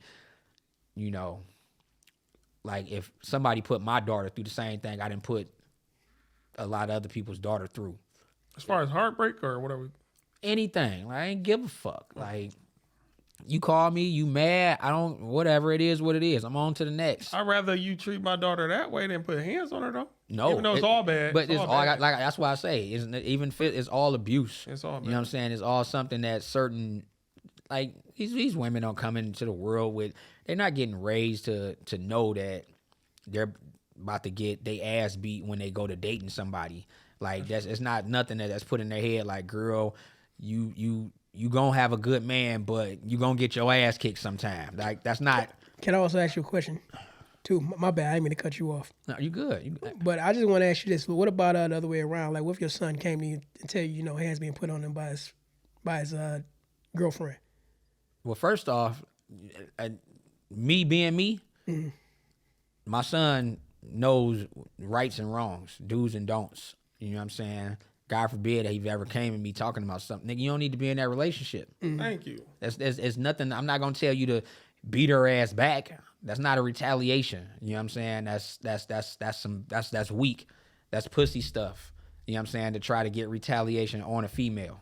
You know what I'm saying? As a grown man, as my granddad and my dad raised me and stuff like that, it's other outlets and stuff like that. You can leave. You know what I'm saying? Certain situations is gonna get you locked up for doing it. Like, laws is not on your side in that situation. You put your hand on it, whether she hit you first, you're not gonna look like the victim. You know what I'm saying? It's not gonna be in your favor, and you look weak saying, "Oh, she hit me first." And it's crazy because it's women out here that actually like that mentality in relationships. Like, is no way that you can tell me when certain women out here with black eyes and fat lips and they still staying in the relationships, when they come up with excuses, well, I hit him first and he did this and did that. Like, and when you want to make an excuse for it, that's when I'm done with the situation. I'm not intervening. I don't want to talk about it because you walking yourself into the grave. But are you also the type of person who take caution? Like, say if a girl tried to send you off, oh, this dude doing this to me, go get him. Would you figure out if it's the truth? Because some dudes get sent off, they go harm the man. Come to find out the man didn't do none of this stuff. And now here you are in jail or whatever. I used to be. Okay. That's why I say, like, before my son. Because some daughters lie. I'm just saying. It's women and men lie. Yeah, the daughter may lie, but at the same time, this is a daughter that I'm trying to get right now. So whatever she's saying, I might think it's golden because I'm trying to get with that. Yeah. So Cash is such and such. He just hit. Where he at? You know what I'm saying? Me and the fellas about to go over there and rough dog up. Now I'm getting brownie points with this girl right now.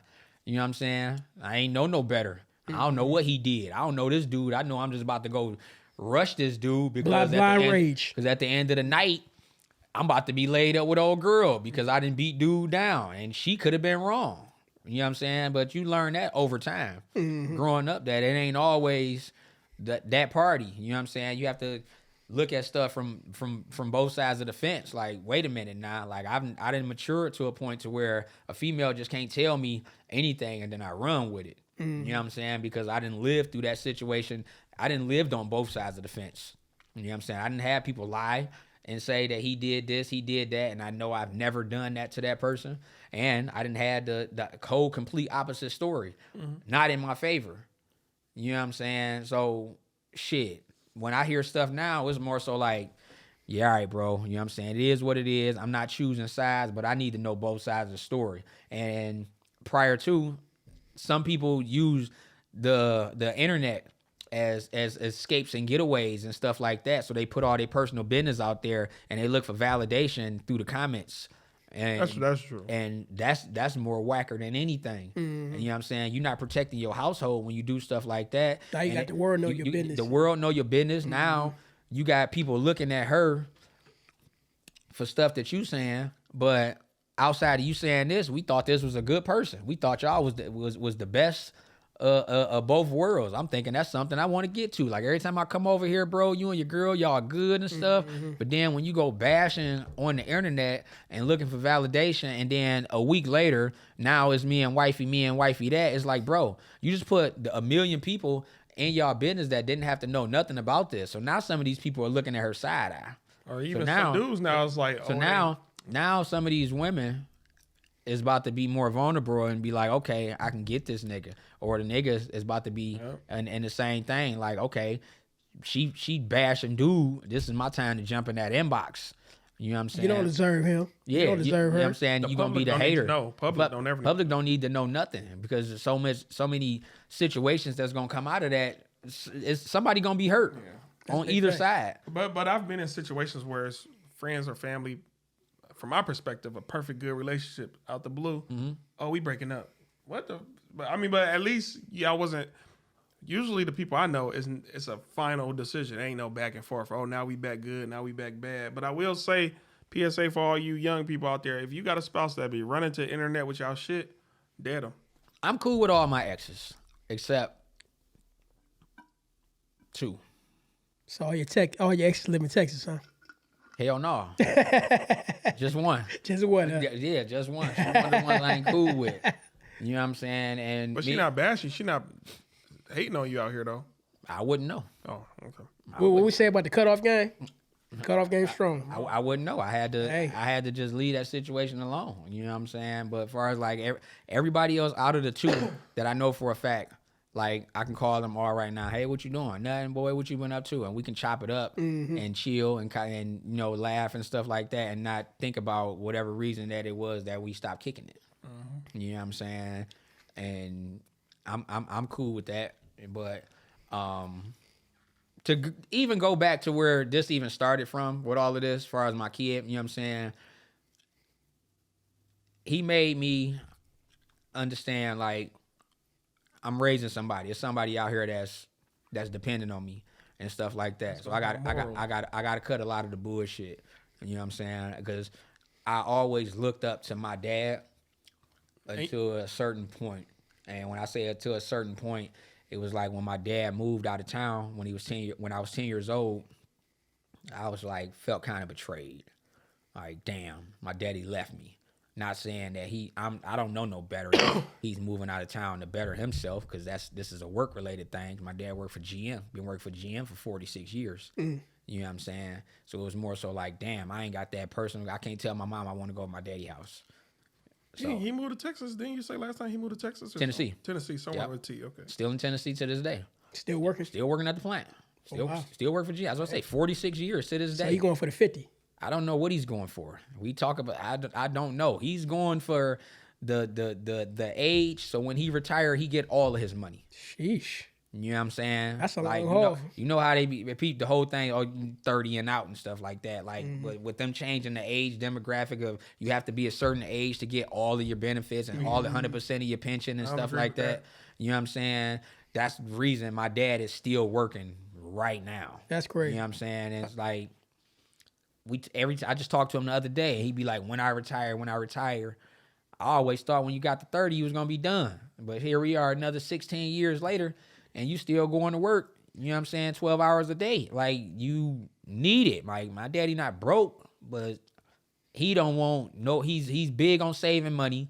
He don't want nobody in his chips that he done worked all these years for. You know what I'm saying? He like, they not taking no cut of nothing. You know, we could be here all day. We talk about that. Yeah. We could be here. I'm not even gonna open up that can of worms. I already know. It's big with that. So, you know, when I had that whole vision of I wanted to be like my dad, I wanted my son to look at me like I want to be like him. Right. You know what I'm saying? So I had to change some stuff. I had to act a certain way. I knew I had to be there and do certain things. You know what I'm saying? I wanted to be the mirror that when my son look at me, I wanted him to be, that's who I wanted to be like. I didn't want it to be like, that's who I wanted to be like because I'm a street nigga. My son is far from streets. He was born in Brightmoor, but he lived in Wixom and was going to Wall Lake schools until he was 5 years old. From the time he's 5 years old, he's lived out of town.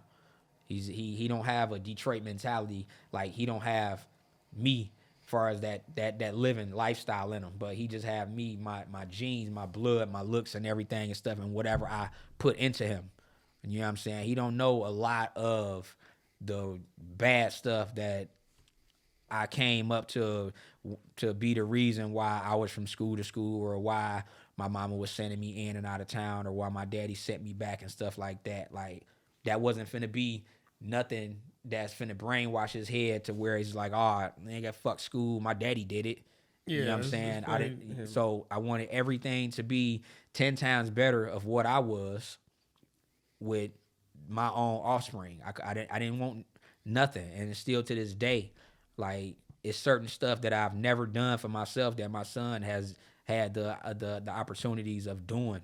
He's been places that I've never been before. I funded for stuff that I've never had nobody to fund for me, sports and everything. My son switched sports every other year in school, from basketball to football to hockey, back to football, then basketball. Like, I didn't have to buy new equipment every year and stuff like that. Like, I didn't have that. You know what I'm saying? I wanted to be on certain teams. I wanted to do stuff, but I didn't have that role model in my ear or behind me, like, yeah, we're going to take you to practice. We're going to put you in this camp. We're going to do this. We're going to do that. My whole thing was, as a kid, I'm finna go outside and play. And whatever I see that I think is fun and hype, whether it's these motherfuckers over here fighting or whether it's somebody on the court, I'm going to do whatever the hell I want to do. So I don't want my son to have that same thing, because that wasn't good for me. You know what I'm saying? That got me into a point to where I screwed up to a point in school where it was like I could have had a better career coming out of high school, but I didn't, because I didn't really have nobody on my ass like that coming up going through school. It was me and my mom's. My mom's did as much as she could. You know what I'm saying? My mama took care of me the best way she could, but at the same time, the father figures that I was looking up to was not in my household. You know, and I knew that's how my son was gonna grow up. So with the help from my uncle, which was my mother's youngest brother, and my granddad, they stepped into the roles of my father figure growing up, and I end up living with my uncle probably more years. I know for a fact I've lived with him more years than my parents collectively, and my uncle was more so like the father role that I had. And I seen everything that he was doing. You know what I'm saying? It was like when it came to me with my uncle, I was like the kid that he wanted until he had his own kid. So when he had his own kids, them was my little brothers more than my little cousins and shit like that. Without my uncle and my granddad stepping in to fill the void from my dad, I would have been a whole totally entire different person right now, because my mama couldn't do it all by herself. And even at the more that she tried, I still was a hardhead. But I didn't really listen to nobody at all. Only person I've ever really listened to and not talked back, not had no argument with, was my grandfather. Every other person in the family, whether it's on my dad's side or my mom's side, it is what it is. You can say whatever you want to say to me. I'm going to say what I'm going to say back, period. Only person that I've ever shut up and never had no back and forth with was my granddad. You know what I'm saying? I watched my granddad raise my uncles, my mamas, and all of them type shit, and me and my brothers as well. So it's like I'm watching my granddad raise 10 people, you know what I'm saying, in one household, and going to work every day and shit like that. So that was the idea that I wanted to a certain extent. But when I'm with my mama and not with my granddad or my uncle, I'm this wild little person because my mama can only do so much with me. You know what I'm saying? So now, when I got my son, I don't want my son having the same mentality that my dad's not here, I'm going to take over my mom. You know what I'm saying? Because my dad not in the same household. So I got to do everything I can to have him completely the opposite of what I was. Because I want you to be like me, but I want you to be the side of me that I should have been, that I know I could have been. That's most parents. You know what I'm saying? So that with me having a son, it changed a whole lot of thinking. You know what I'm saying? As far as going forward, living, working, illegal stuff, non-illegal stuff. It put more care into my head. You know what I'm saying? I can't be in jail and somebody else raising my kid. I went through hell with the whole idea of him calling somebody else daddy. Yeah. So how am I argue that? And I ain't nowhere to be found, or I'm in jail. You know what I'm saying? Or I wouldn't have went through so much to get his whole name as my name. You know what I'm saying? Like, I argued this shit. You know what I'm saying? Like, this is an offspring of mine. Like, when you hear Cassius, you hear Cassius Jr., oh, you just like your daddy. I want it to be the positive light of just like your daddy, not the little hothead nigga that's always gonna get in trouble, that your mama gonna always throw in your face. Ooh, you just like your daddy, you getting locked up, you in jail, you and all that type of, nah, hell no. So I rearranged a lot of stuff in life, and my son was the reason for all of that. That's what most wild, well, not to label you as wild for real, but that's what most people do once they hold they child, or once they have kids, they change. It's something about them moments. Like, like, bro, once I had my son in my arm when he first came out, that's when I first dropped a tear, and my son was just looking at me, wasn't crying. When you first dropped a tear, though. I mean, I get what you're saying. No. In your life, that's when No, I'm saying for us throughout the pregnancy. Throughout this whole time, like, we was beefing. I have heard that before, like, with parents. Like, we was beefing, bro. Like, we was into it in the delivery room. Like, when my baby mama was in the delivery room and they went in and finally broke her water, which pissed me off at the time they did that shit. You know what I'm saying? To the time he was coming out, I'm holding hand like, bro, hurry up. Bro, you told that story the last time he was here too. Yeah, I'm telling you, this is serious. Yeah. Like, I'm like, hurry up. Like, I'm over this shit. You know what I'm saying? And then when he came out, and then she was like, oh, we can name him after you. And then they gave him to me and shit. And my son was just like, just looking at me. Mm-hmm. Like, he didn't come out crying? Mm-mm. So that's how you know your son just came out chilling. Came out, he's chilling. When I'm looking at him, I'm like, bro, ain't no way I can deny this little nigga. Like, this nigga look just like me, staring at me in my face. Like, I couldn't deny him. He's a little you. Like, I couldn't. It's nothing. Features everything. It's like, you know what I think it was? Whoa. Too? I think that was maybe not the first time, but that's probably one of the best times you experienced unconditional love. I mean, because I heard that, like you said with that tear, bro. I'm telling you, that's that unconditional love. I'm talking about, like, look, and it was like, wow. Yeah, like look what I brought into the world. Like, wow. Like, now we do got to conclude the show though, so we do got to answer these questions. Oh damn! I just looked over that. You see, that's what happens when you have good conversation. But you know, no man. Next time you come on the show, I want to know a lot about your wild side though. Yeah, man. I didn't. Because this is not the last time. Man, look, we all got I come on wild. this mud anytime y'all give me a call, bro. I'm 5 minutes away from y'all location, man. Y'all can call me on the splurge of a moment, like, hey, we got somebody in the studio right now. You free? Pull up, and I'll come right down the street and whatever, bro. Like, you know what I'm saying? I say I rocked with y'all, man. Like, y'all gave me the opportunity on the first joint and stuff like that without knowing nothing about me from Adam and Eve. Just word of play. I like talking to people who had wild childhoods, or when they was younger, because man, that'd be some wild. I got some story. Man, what? Well, we the podcast of the people. Hottest podcast in the city. Take our podcast. You know what I'm saying? I got stories from Detroit. I got wild stories in Tennessee. You know what I'm saying? Like it. Shit, boy. But let's get to these questions. We're gonna play our theme music, and you already know how this goes. So let's get it. That's why you're miserable. I mean, y'all gotta pull one or two, man. Y'all know how y'all I'm shit trying to is, get bro. some food. We doing one. You know what I'm saying? I gotta run to that bathroom. Oh yeah, get more than one, but whatever one is good in case Yeah, we you know pass how it back. y'all get Oh, you gotta opening go to the these joints up and man, you supposed to did that before the show, man. Man, these Yeah, food, drink it. see all this food I got over here? Yeah, man. You know what I'm saying? You know how the kid, like, you better not drink a lot of fluids before you get in this car. Yeah. And don't listen. I don't know. Can I? Mama, go. Go ahead. Have you ever done graffiti? No. No. You- I could have one time, but I was. Now, I never done graffiti. I mean, I one time I was around like this white girl and her friends, and I'm the only black guy. I'm like, y'all, they were doing graffiti, people walking by and everything. I was like, I know once I touch that can, it's gonna be a different They're gonna response. single you out. okay, so that's what we saying. Graffiti with spray cans. It could be any type of graffiti. Graffiti is a form of art. Yeah. I mean, you got some people with pens, you know, do their thing on the wall. Yeah, hell yeah. You done that? Yeah. Look at the bathroom stalls. Now look, in Tennessee, I might have told y'all this last time, but in Tennessee, I knew these white girls, Brandy and Brandy, and they was leaving the apartment complex. More than so likely, they probably was getting evicted. Didn't care, whatever. But, They one of them type of tenants. I mean, whatever. You know, I don't know what the hell happened. I was 18, 19 at the time. I didn't really care. You know what I'm saying? They just had a crib was the spot. Yeah, I Go over fucked there it up and on the chill. way out. Well, when it was all like, fuck this place, we leaving. You know, they had the little hallway from the living room to the bedroom.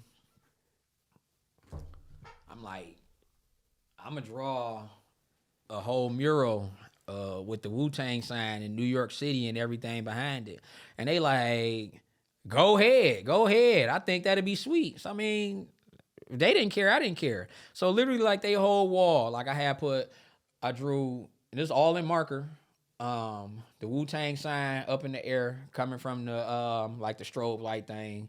I drew the Brooklyn Bridge going from one end of the corner of the wall. Behind it, I drew a whole bunch of buildings, you know what I'm saying, like skyscrapers and all That shit do type of sound cold as stuff. hell, I ain't gonna lie. With the like the waves and stuff like that in the water, because it was like the bridge over the water, the beam coming from over and behind the building somewhere with the Wu-Tang in the air, and you know, like little birds and stuff like that. Like I did the whole hallway. It took me like, you know, some hours to do it, but they whole shits, they allow me to do it. So graffiti, yeah, that's.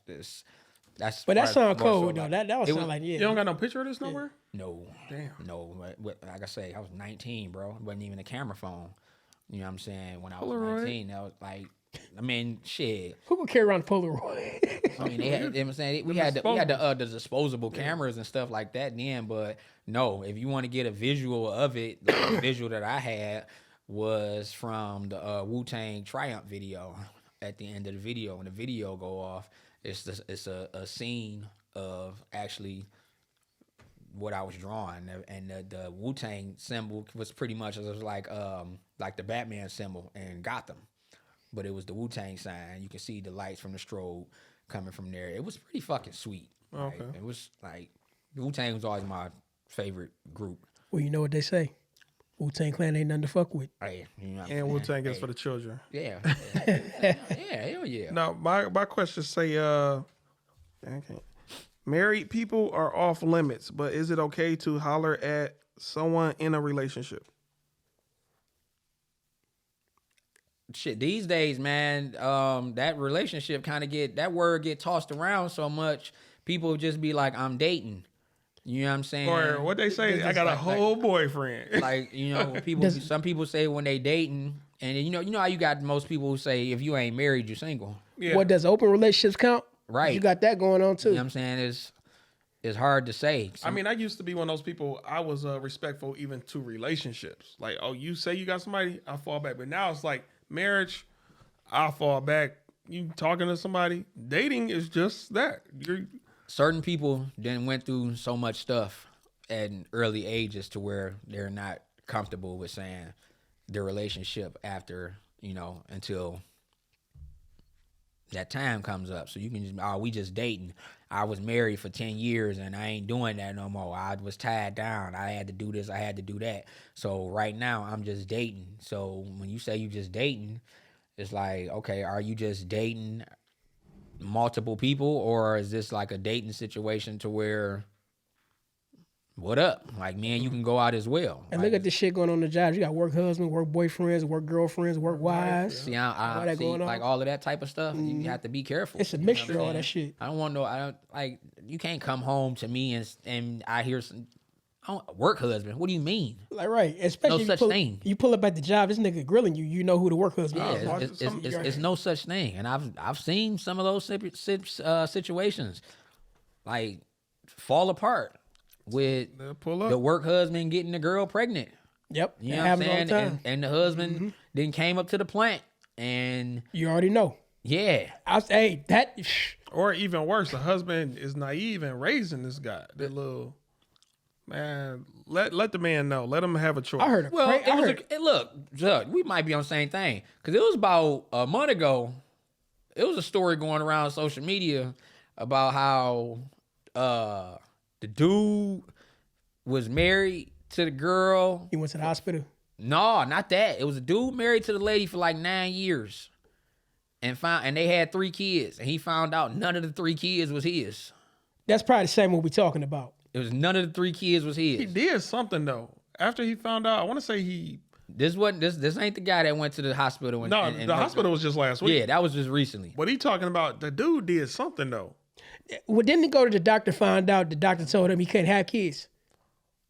That might be another story. Yeah, that might be another, because this happened. I But remember this that one. dude had raised these kids and found out that none of these kids was here, and they had been together for like 15 years and gotta stuff, hurt. and been married That for gotta hurt. 9, and none of the kids was his, and the oldest being like 15. Some of the sort.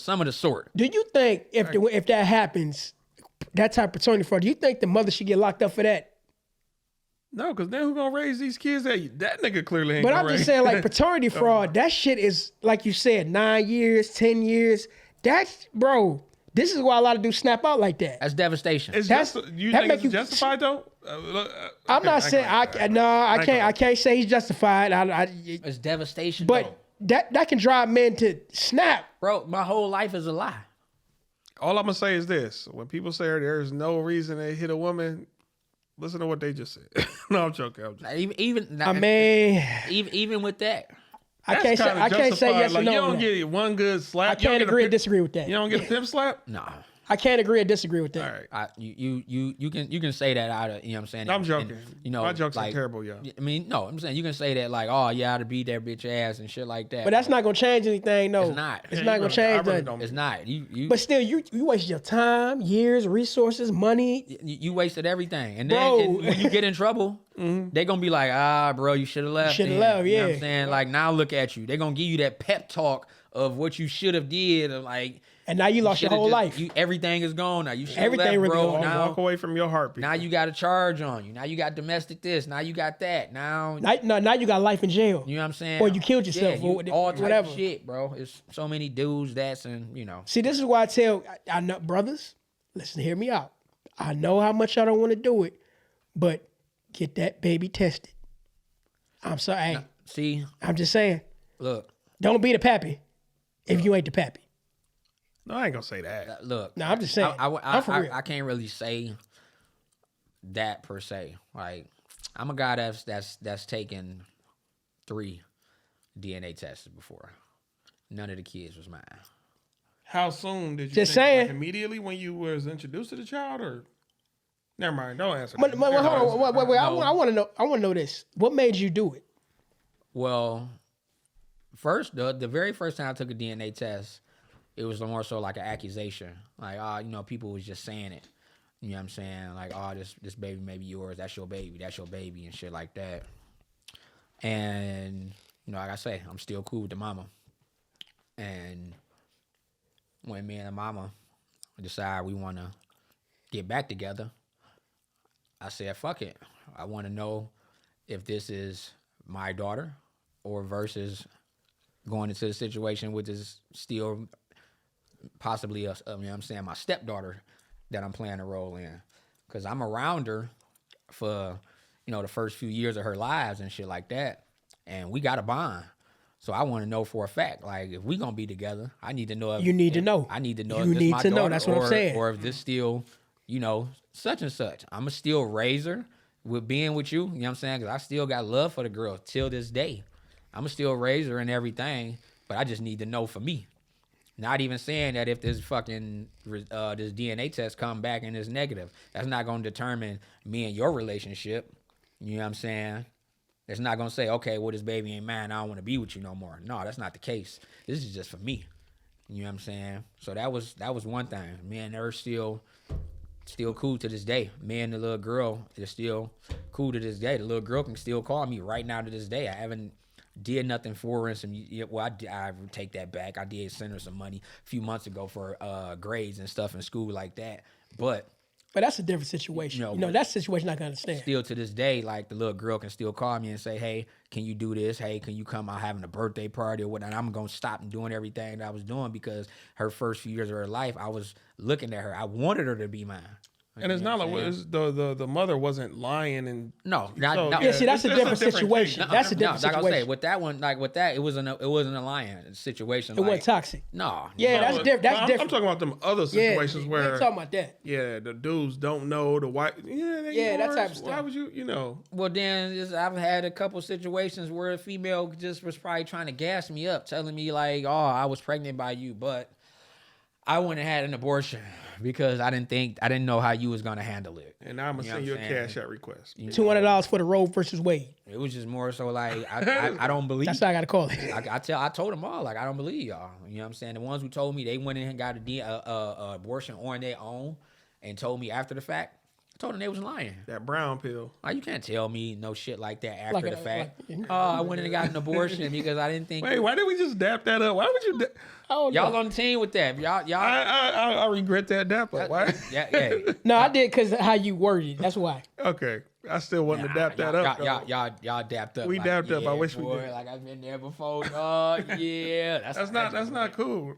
No, I ain't say it was cool. I said I like how you transitioned the word instead of saying what you said. That's yeah. Don't. I still regret the dap up. No, it's cool. You know what I'm saying? It's Hey, I did have an earlier question because I know we're running long and I shouldn't even ask this, but when your homeboy told you nonchalantly that, I had to put hands on her, how did you react? In the moment, did you check him or did you just do like a what? No, I tell anybody who come to me with that weak ass shit, I'd be like, bro, you couldn't have found no better else way to do that. Like, you think that's cool?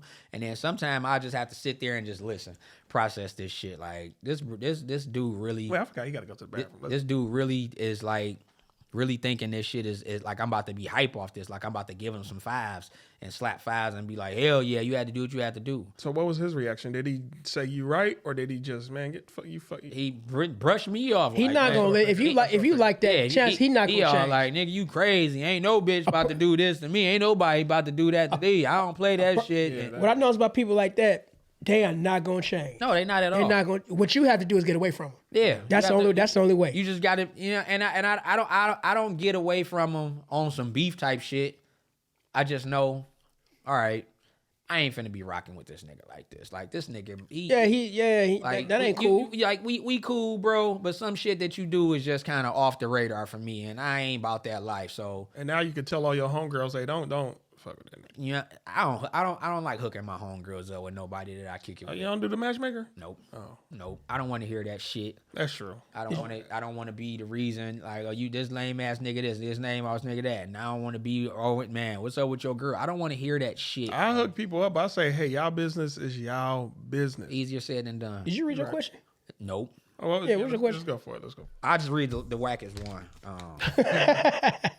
What was the worst job you ever had? All of them. No, I was a door-to-door salesman. For a whole summer, I only made $35. I remember that shit to this day. Ooh, you did that bullshit too? Newspaper subscriptions. Bro, it wasn't even newspaper subscriptions. I was doing door-to-door sales, selling coupon shits for Jets Pizza. You were selling coupons for Jets Pizza? Yes, bro. That was a thing? Brochure. It was like it was a coupon packlet thing. Like, how much was it? It was like $15, but you can save up to like $300 and we get like $300 worth of coupon savings that you get. Buy one, get one free. Your first purchase and stuff. They got like a row of 6 coupons on there. Like your first pizza you order, you get a free pizza. Your second order, you use this coupon versus. That wasn't a Detroit thing. You was in Detroit with this? We got shipped out to the suburb. I'm about to say, that makes that's sense. not no Detroit. That makes sense. The place that I worked out of was over off 96 in Merriman. And we used to carpool to like Troy.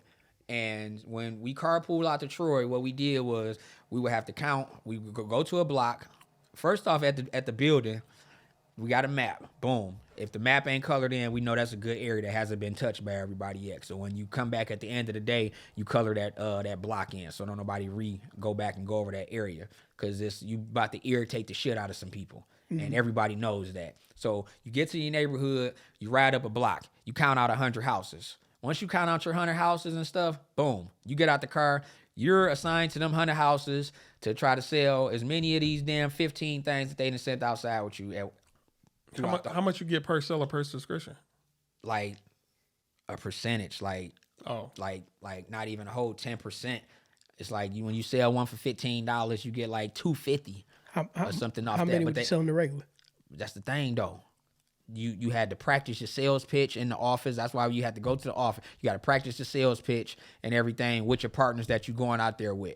But the reason you're assigned to them 100 houses, you got to go knock, door to door. So boom, the people that you talk to, you mark off not to go back to that house. Any houses that ain't nobody came to the door to, you got to go back around and do them houses all over again, because they sending you out with so many things. Your whole objective is to come back with no merch. So they sending you out. When you first start off, we sending you out with 10 pieces of merch. You know what I'm saying? Your goal is to come back. If you merch out, when you get back to the building, they ringing the bell like you kicked ass today. You sold out of your merch. And if you sold out of your merch earlier in the before the pickup time, it wasn't we got to go home early. No, you call somebody else to see if you can get somebody else as one of the newer people. Hey, you got any more cards? I need like 3 more cards. I done sold all of mine out. Blase split this.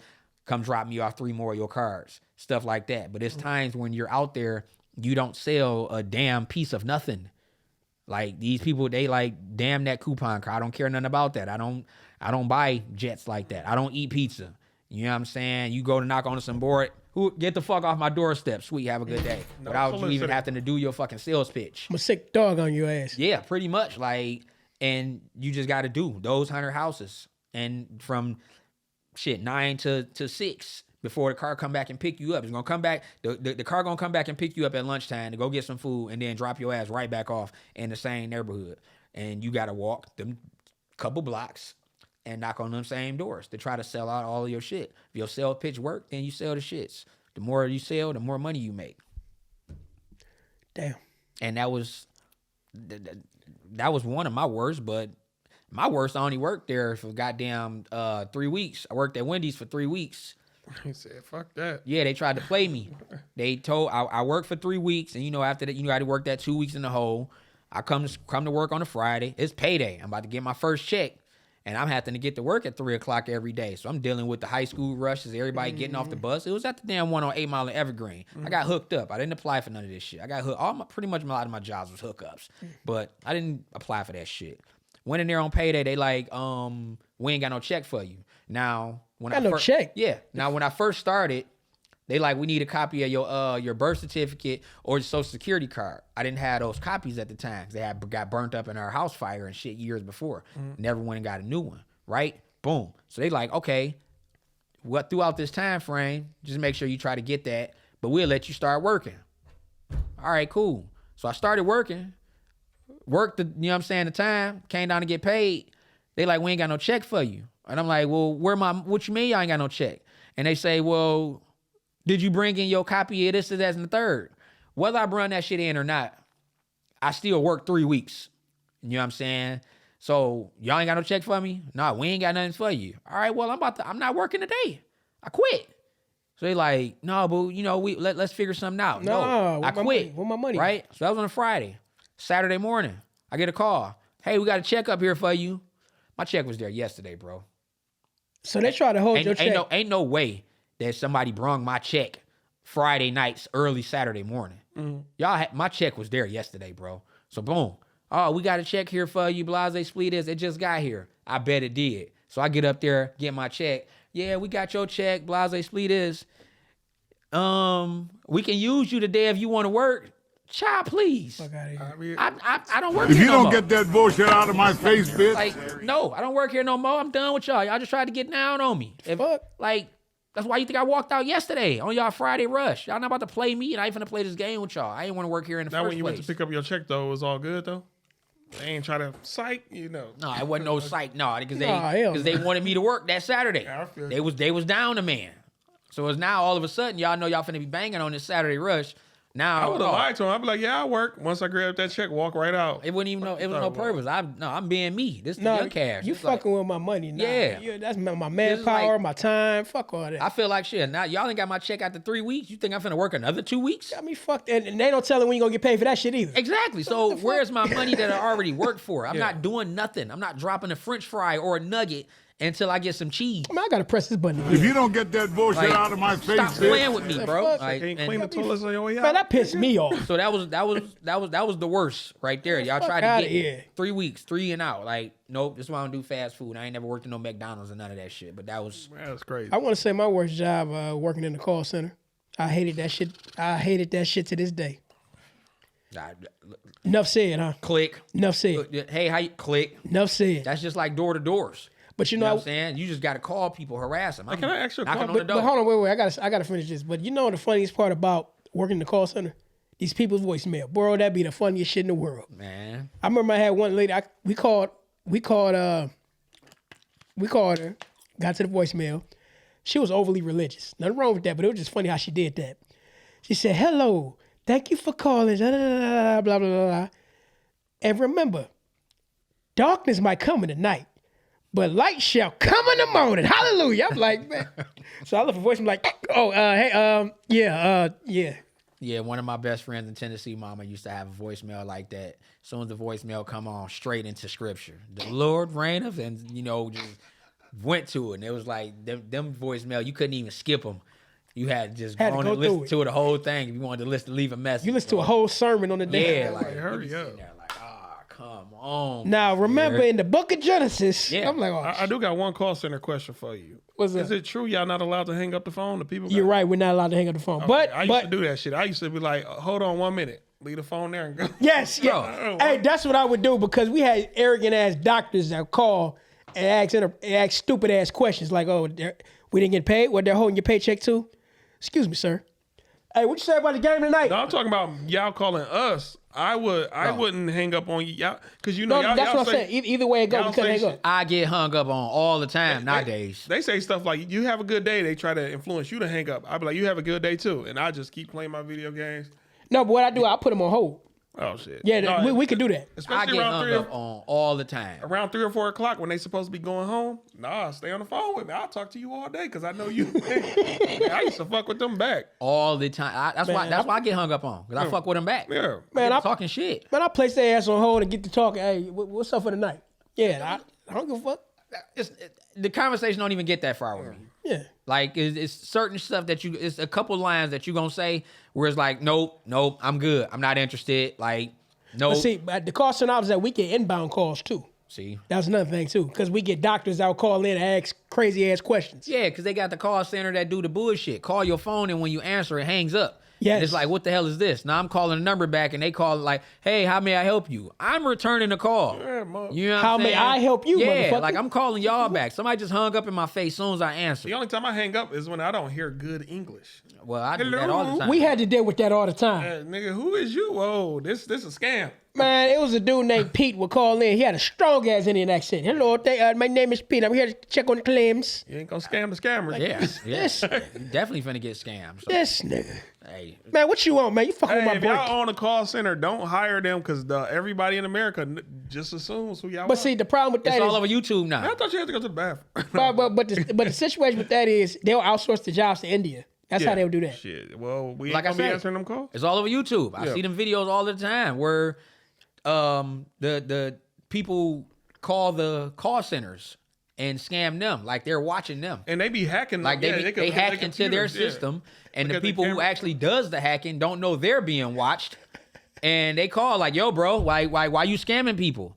I see you sitting there with the red shirt on. Yeah. And Right the there, mug be sitting right there there like, washing his ass. Yeah, they be sitting at just be some Indian, or they be like in the office and they be trying to cover up. Bruh, And the that'd dude be be the like, no, bro, funniest don't shit. cover Hey. up. Oh. We see you. Like, we got your IP, we got this. Like, why you scamming old people out of their money? Your real name is Shalimar. Yeah. Named Sandeep. Yep, it's some YouTubers, Sam D. it's some Juka YouTubers Khan. that does that.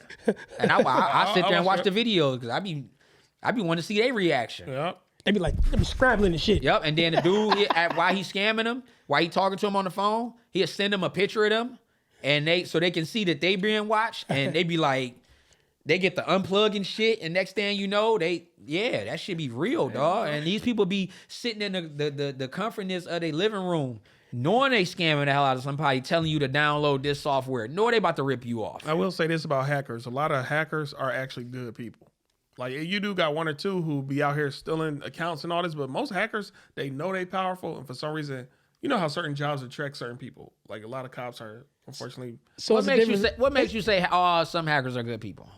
Man, I've been hacked a few times, but there's like, yo, man, I hacked you, but I'm just letting you know, I put firewalls up, and you got to do this, you got to do that. So it's the difference between hackers and scammers. That's the difference. Yeah. But hackers and scammers. Scammers can be hackers too, but hackers, a lot of them, like even Snowden, when he hacked the government, he was like, man, I done built y'all some firewalls. I made y'all passwords stronger. He's like, man, y'all fucking up. Like, it's a lot of hackers. They know they. This is what I want to It know. just attracts the right people. How come they don't hack nothing like student loans and wipe the debt clean? They could, but Why they don't do that? even Anonymous. Wipe the debt clean. That group Anonymous, they be doing some good stuff out here. They be getting like corrupt politics. Wipe the damn student loan debt, hackers. Please do that. That's what I've been waiting on y'all to do. Good luck with that. Shit. Hack into the Sally Mae. Equifax, TransUnion, get it all. That's why I didn't go to school because I didn't want to owe nobody for no education. Exactly. Smart man. I didn't. Smart man. Nope. That's why I didn't want to go. My mom made me go a little bit, but I ain't. Some people that I know that did years in university still paying off student loans 10, 15 years later. That's what I'm Technically- saying. I know somebody who did that, and they was like, I make more money than you. I was like, technically, it equate to the same. Technically, all debts are paid, but we ain't about to get into that conversation. But yeah, we had Yeah. a good show, y'all. Yep. We want to thank our guests again. You want to plug in your what you got going on for the people? I mean, stay tuned, man. Like I say, just follow me on all my platforms and stuff. I'm gonna be posting some dates for comedy shows that I got coming up. Like I told y'all earlier in the show, I got some them apps that we was talking about where we're putting together some short films. A few of the people that has reached out on me on TikTok, you know what I'm saying, getting with them. Another one of my homeboys that I got to get back with. It's been a minute, Joey. I ain't forgot about you. My homeboy Joey Chase the Dough, him and his son, they got music out here, you know what I'm saying? So go on Facebook, check them out. And all music platforms, you can search Chase the Dough and check out the new music that him and his son is doing. And we're going to get together, make some videos and skits to help promote the music and stuff like that. Appreciate them for reaching out. Anybody that you know what I'm saying, reach out to me, you know what I'm saying, I'll be more than appreciative that they be wanting to work with me. You know what I'm saying? It make me feel like I'm doing something good. And, you know, we can always do something better. And I'm always willing to help any and everybody. I don't be looking for no money when it comes to certain stuff that I be doing on certain platforms, you know, because you know, it ain't all about money at the end of the day. You know what I'm saying? I look forward to getting the followers and stuff like that. And, you know, I make my money how I make my money, you know, down the way with my video. But if somebody up and coming and stuff like that, I'm all willing to work and help any and everybody out and collab with making any type of skits or anything. So y'all can go to any social media platform, whether it's Facebook, Instagram, TikTok, all of the above is It's Cash Comedy. You can Google my hashtag It's Cash Comedy. That's hashtag ITSCASHCOMEDY. And all of my social media platforms will pop up. And if y'all want to work, man, just hit me up, man, and we go from there. Man, let's thank our guests again for being on the show. Let's give them a hand clap. Thank y'all, man. I appreciate y'all for having me back, man. Can I ask you a quick I'm looking question? back to get. I'm looking to get back, and you know what I'm saying, another one. You know what I'm saying. Y'all ever thought about need like a third co-host or something on this mud, man? I'm willing to do that with y'all, man. All doors are open, man. So if y'all, you know, think about like, hey, let's get a little comedic thing over here. You know what I'm saying, with all our other guests and bring out a different, you know, demographic in the studio. You know what I'm saying? So I'm down with that. So We can chop it up on that. I got one quick question. If you can answer it really quick. All depends on how quick it is. I just want to know: have you ever met CP Powell, Downtown Tony Brown, or Tony? You Ronnie? asking a long ass question at the end of the show, Wait, bro. wait. Bro, come on, man. God Have you damn. ever met CP Powell, Downtown Tony Brown, or Tony Ronnie? No. No. Okay, that's it. What? Man, No. go ask a long ass question That at the was end a of the long show. question. It was just more so you put 3 names in Right, there, like, have me think goddamn, about like, it. I meant to you ask see- you you see- earlier, you but see the we show kept get ready to getting- ride we kept now. getting- All right. No, Anyway. when you keep going and stuff, that means the interview is going good. No, it's going You know good. what I'm saying? I looked down and I was like, damn, I forgot to exit. It's going great, but Never God, forget. On to the next. yeah, but goddamn, I'm about to hit that toilet right, up. yeah. But hey, my name Adrian AKAD. Go check out my new video out. It's about when your friends set you up for the worst. And I'm Stubbs. Peace. Out of here. Peace.